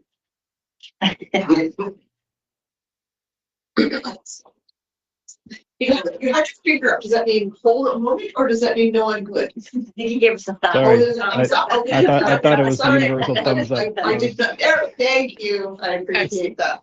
I do have kind of one comment. It's sort of just kind of touching a little bit on what you had sort of talked about earlier about sort of like that teacher trust. I think some of the concerns in the gap is we want to make sure that I think it comes down to we need to be very clear in that communication in terms of what gifted is and is not, because we get into that. We have people studying for this test. It's not the point of this test, right? It's not all of a sudden you have this miraculous new way of going in to get like a extra fancy degree at the end of your high school thing because you were in the gifted program. There's no high school diploma.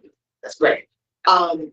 making sure that people understand what it is and it is not, is probably going to help reduce some of this, would be my guess. Because if they realize that they're not gonna get out what they think they're gonna get out of it, why are we doing all that, hopefully.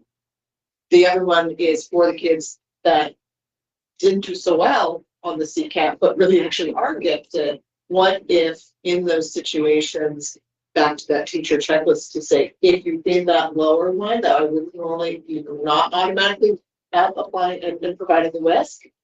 But if the teacher goes, you know what, maybe it's worth for them to go through the WISC, you get from the recognition based on that evidence from the teachers who know those kids and go, these students might be worthwhile. And I'm just thinking and just trying to see if you can catch some of the kids that are falling through the cracks, because you're going to talk to the people who know them. That might be a way as well, just to try and help close that little gap on that side. That was just the one thought that I had just based on the conversations. That's it. Cool. Okay. You're gonna make a motion? I was gonna make. Okay. The floor is yours. I was gonna make a motion that SEAC support the decision of the board to reinstate the two-step identification process for gifted screening by first administering the academic CCAT and then following that up with a WISC for all students testing in the 98th percentile or higher, with the caveat that this be reviewed every couple of years to determine, or in this case, I guess maybe every year, to determine whether or not it is reasonable to broaden that to sort of the 95th to the 97th at some point in time when the numbers return to a more reasonable number. That was sort of my motion. That was big. Okay. That's your motion. That's what. Anybody have a second? Well, second, but I would just say, like, because you say reasonable, specifically, it mentions that statistically reasonable. Yes, statistically. I would put that in there because what you read, and in your case, you were actually talking about the statistics, right? And give a line of. Yes. Correct. Yeah. So So then, that second. second. Anyone want to second that? Donna, second. All approved? All approved? All approved. All in favor? Okay. Motion passed. Sorry. I will be control the give it to you. Shake hands. Sorry. Give me the last one. You're giving it back to me? All right, I relinquish control. That's you. All right, thank you. Business arising from the minutes, there really wasn't, it was just things that were actually done. But I was supposed to add that. it's okay. So there is one item that I was hoping to bring to revise the agenda and I forgot when I sat down, my apologies. I do need to quickly talk about SEAC for the special education fund, but I can do it by email. That's fine. Yes, I can do it by email. Okay. Just looking at the clock there, okay. Business arising from the minutes, there wasn't any. Association reports, I know that Sensa, and that has something. So the special education survey 2024-2025 came out for autism in Ontario. I have not yet had time to review it and would like to table it for next month's meeting. And either it could be a business arising or association reports with them. Somebody else. Motion. We just make a motion to make an edit. Yes, I would like to make a motion. I didn't think it lasted 2 seconds. I'd like to make that motion, yes. Seconders? Jessica, all in favor? Okay, so that'll be on our agenda for discussion, as it is an important thing. Anybody else have an association report? Okay. We had no correspondence, but we do have community concerns.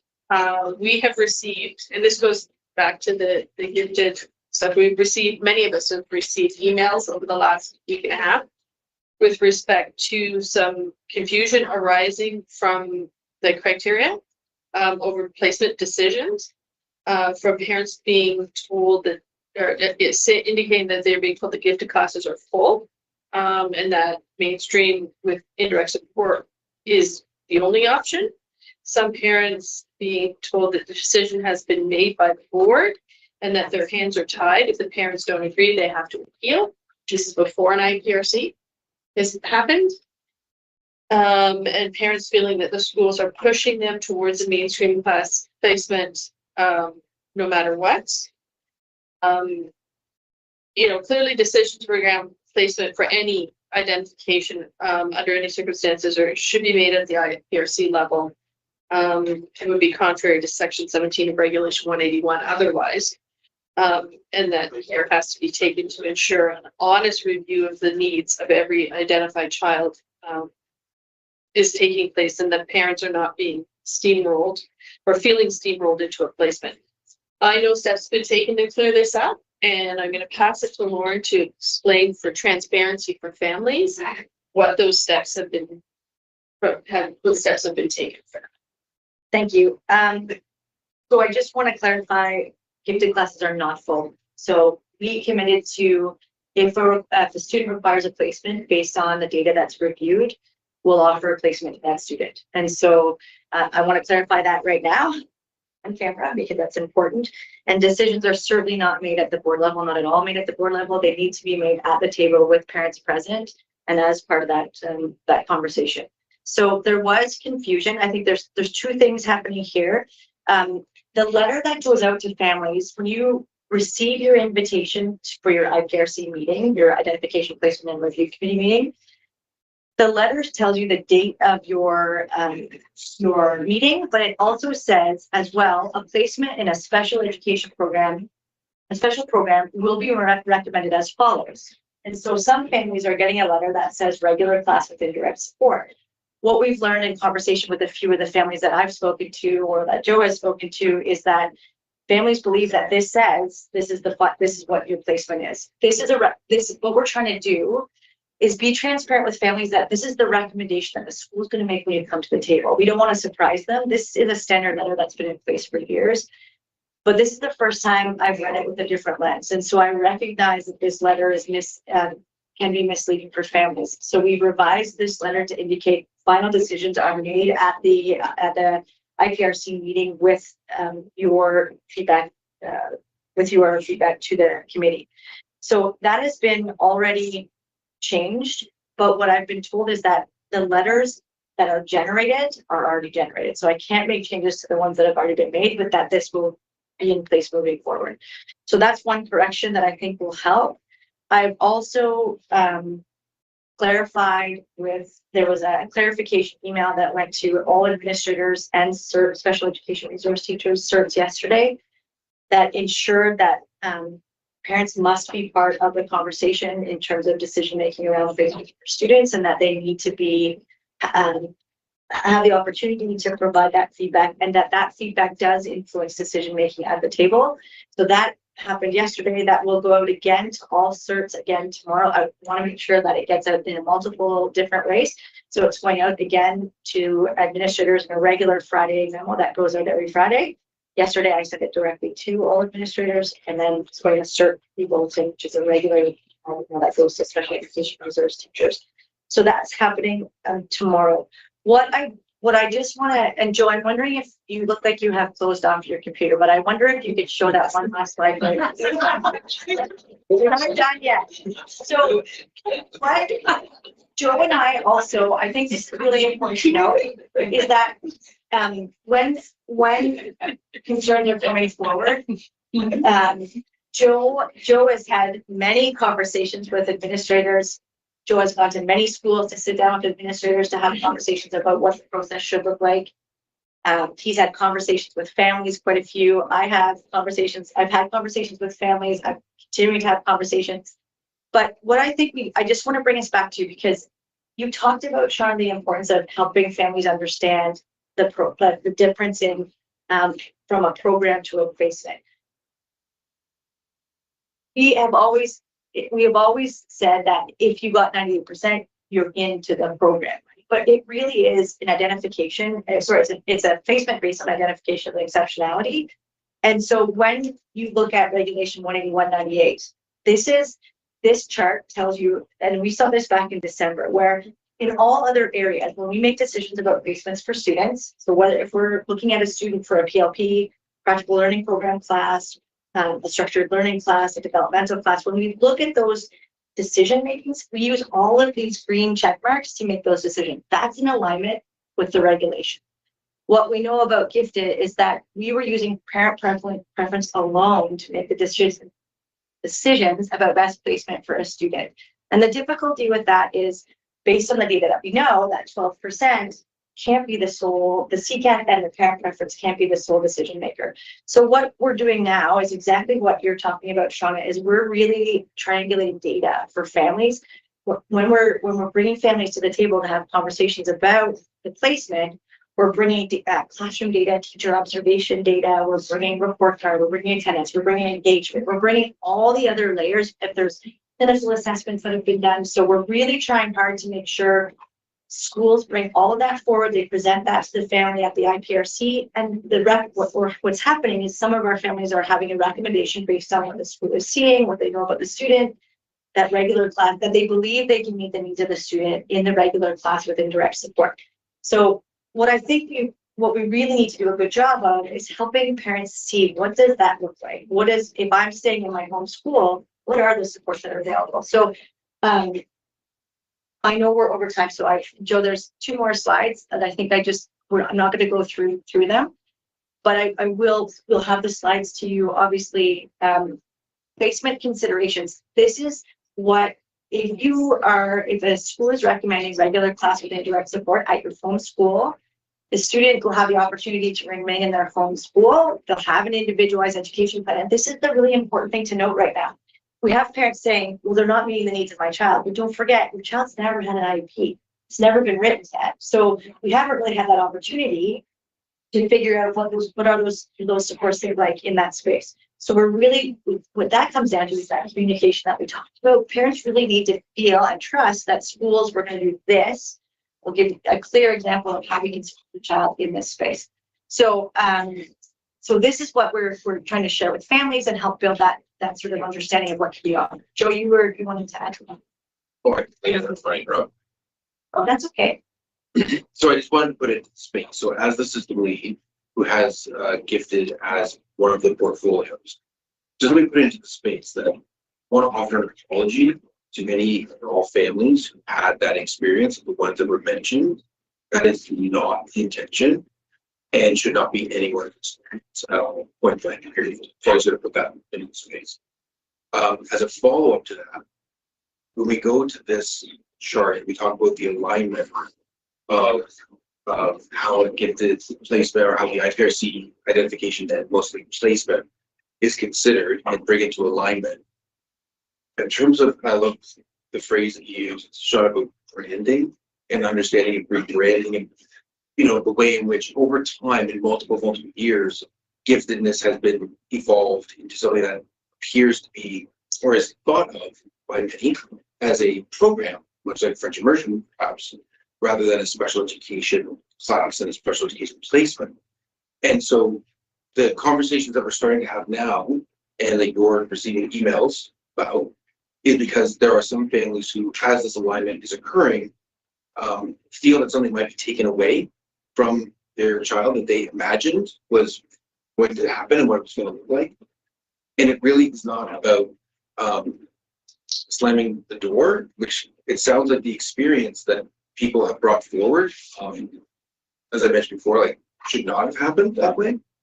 And as we move to correct that, I think 2 pieces need to occur. One, we have to understand that as the alignment is going on, that the rebranding and the understanding should be done kindly, and kindly and compassionately as we humanize the experience and make sure that people feel that as their understanding is shifting of what the gifted class placement might really mean, isn't maybe not be what they had imagined. So we need to treat people with not just dignity, but like kindness and compassion and patience. And also in terms of the rebranding piece, which I really appreciated that because it really helped me reflect on. that rebranding is not just for the families alone, but for all of our staff, and I think teachers, administrators, educators, who are themselves perhaps not as aware of what giftedness truly means and what it looks like and how it can manifest itself, because they might default to that child, as you mentioned, right? Is that you determine like bright and doing very well, but is not actually intellectually gifted, and what that means in that sense. And so I think that one of the takeaways from as this is rolling out, as the alignment is changing, is a need to really have that focus for staff awareness as well. So yeah, I just wanted to put that into the space. So that's. Can I just add on to what Joe was saying, because I think it's super important. Joe, I agree with everything you said, Joe, but it's not just for the parents and the families, and it's not just for the staff who are working with the kids. I feel like it's important for the kids themselves, because what people might not understand is whether it's parents talking to their kids or teachers talking about kids or staff talking about kids, is when kids, like, identity is so important to children as they're growing up. And when I'm smart becomes part of your core identity, that becomes very fragile for you. So whether it's parents telling kids, study hard for this test because you are smart, and this is going to prove it, and then they meet criteria, that's harmful to children. And when we talk about children as you're gifted, even gifted children, that's, in my opinion, that's harmful to children, because that becomes part of their identity, and then they become very afraid of making mistakes and trying new things and taking risks. And it leads to anxiety and perfectionism and makes things much harder for them. So I do think, in a way, like rebranding the idea of giftedness is really important, because even for the kids, it's not just about being smart, it's you have different needs than other people, and this is how we're going to do them. 30 seconds. Yes. Okay. Just to add on, and I know now, like, obviously we're getting time, and I don't want to open up to but as you're aware, we've been doing gifted listening sessions and completed all the elementary schools, and all I would say to that, because I don't want to overshare what's not ready to be shared, but everything that you just said is one of, I can share is one of the main themes that has come up of those sessions. So everything that you just shared there has been vocalized by the students and their experiences. So I think that just, for me, highlights what I would offer to the space, is that it just highlights the need for that educational piece of elevating understanding for the students themselves as well, to as part of who they are and how they see themselves in the world around. Donna, I'm going to leave it at that. I think that's good enough. Anybody else? I'm just going to quickly add to that is some of these things you're talking about are actually part of the gifted traits and is part of things that we have to be very careful of, and even ABC will tell you the same thing. It is not that these children are necessarily smarter, it's how they think and process information, and that is the focus. That's what the focus needs to be on, is how they process information and how they learn and interact with the world around them. Because that is a huge misconception. I'm not necessarily sure how we fix that, but that is a large problem. Sort of that goes along with it. But thank you, Lauren, for sharing what the board has done to sort of correct the misunderstanding with some of the information that parents have been given. Moving on to celebrations and successes. Said the end. Said there in that. I have a motion. My motion is called Give Them Their Flowers, volunteer appreciation. My motion is that once a year we recognize volunteers around this table at a recognition schedule of the first year completed, 5 years, and every 5 years after that. And that when we recognize them, we also have some tangible examples of their impact, sitting here, giving their time, their energy, and their knowledge. All, so that's motion seconders, all in favor? All right. Thank you. I guess mine's a celebration because I'm not coming to next month's meeting, and neither is my alternate because my alternate is getting married and that's the rehearsal and neither one of us will be here. So it does it. So, Tara will be our chair next month, so I apologize for that. Oh, it's a different room next. Oh, okay, next month, the room is going to be 1D, which is the first door on the left on the inside of John's room. Over there. Yes, you just come in the front door and it's the first door. It's really close to the door. Having a different front door. So come to the front door. So Pond Road's right there. Side door, yeah. So it's just over here. First door, go through that door. And as soon as you go in the door, it's the first, like it's literally, you step inside the door and it's right The there. first one on your left. Okay. Lisa, send a reminder email. Yes, probably a good idea. Next SEAC meeting, before we lose form, our next SEAC meeting, June 4th, 2026. Not here, the other room. Motion for an adjournment. It says, and that's seconded by Jen McLaughlin. All in favor? Woo. Have a great night, everybody. Bye.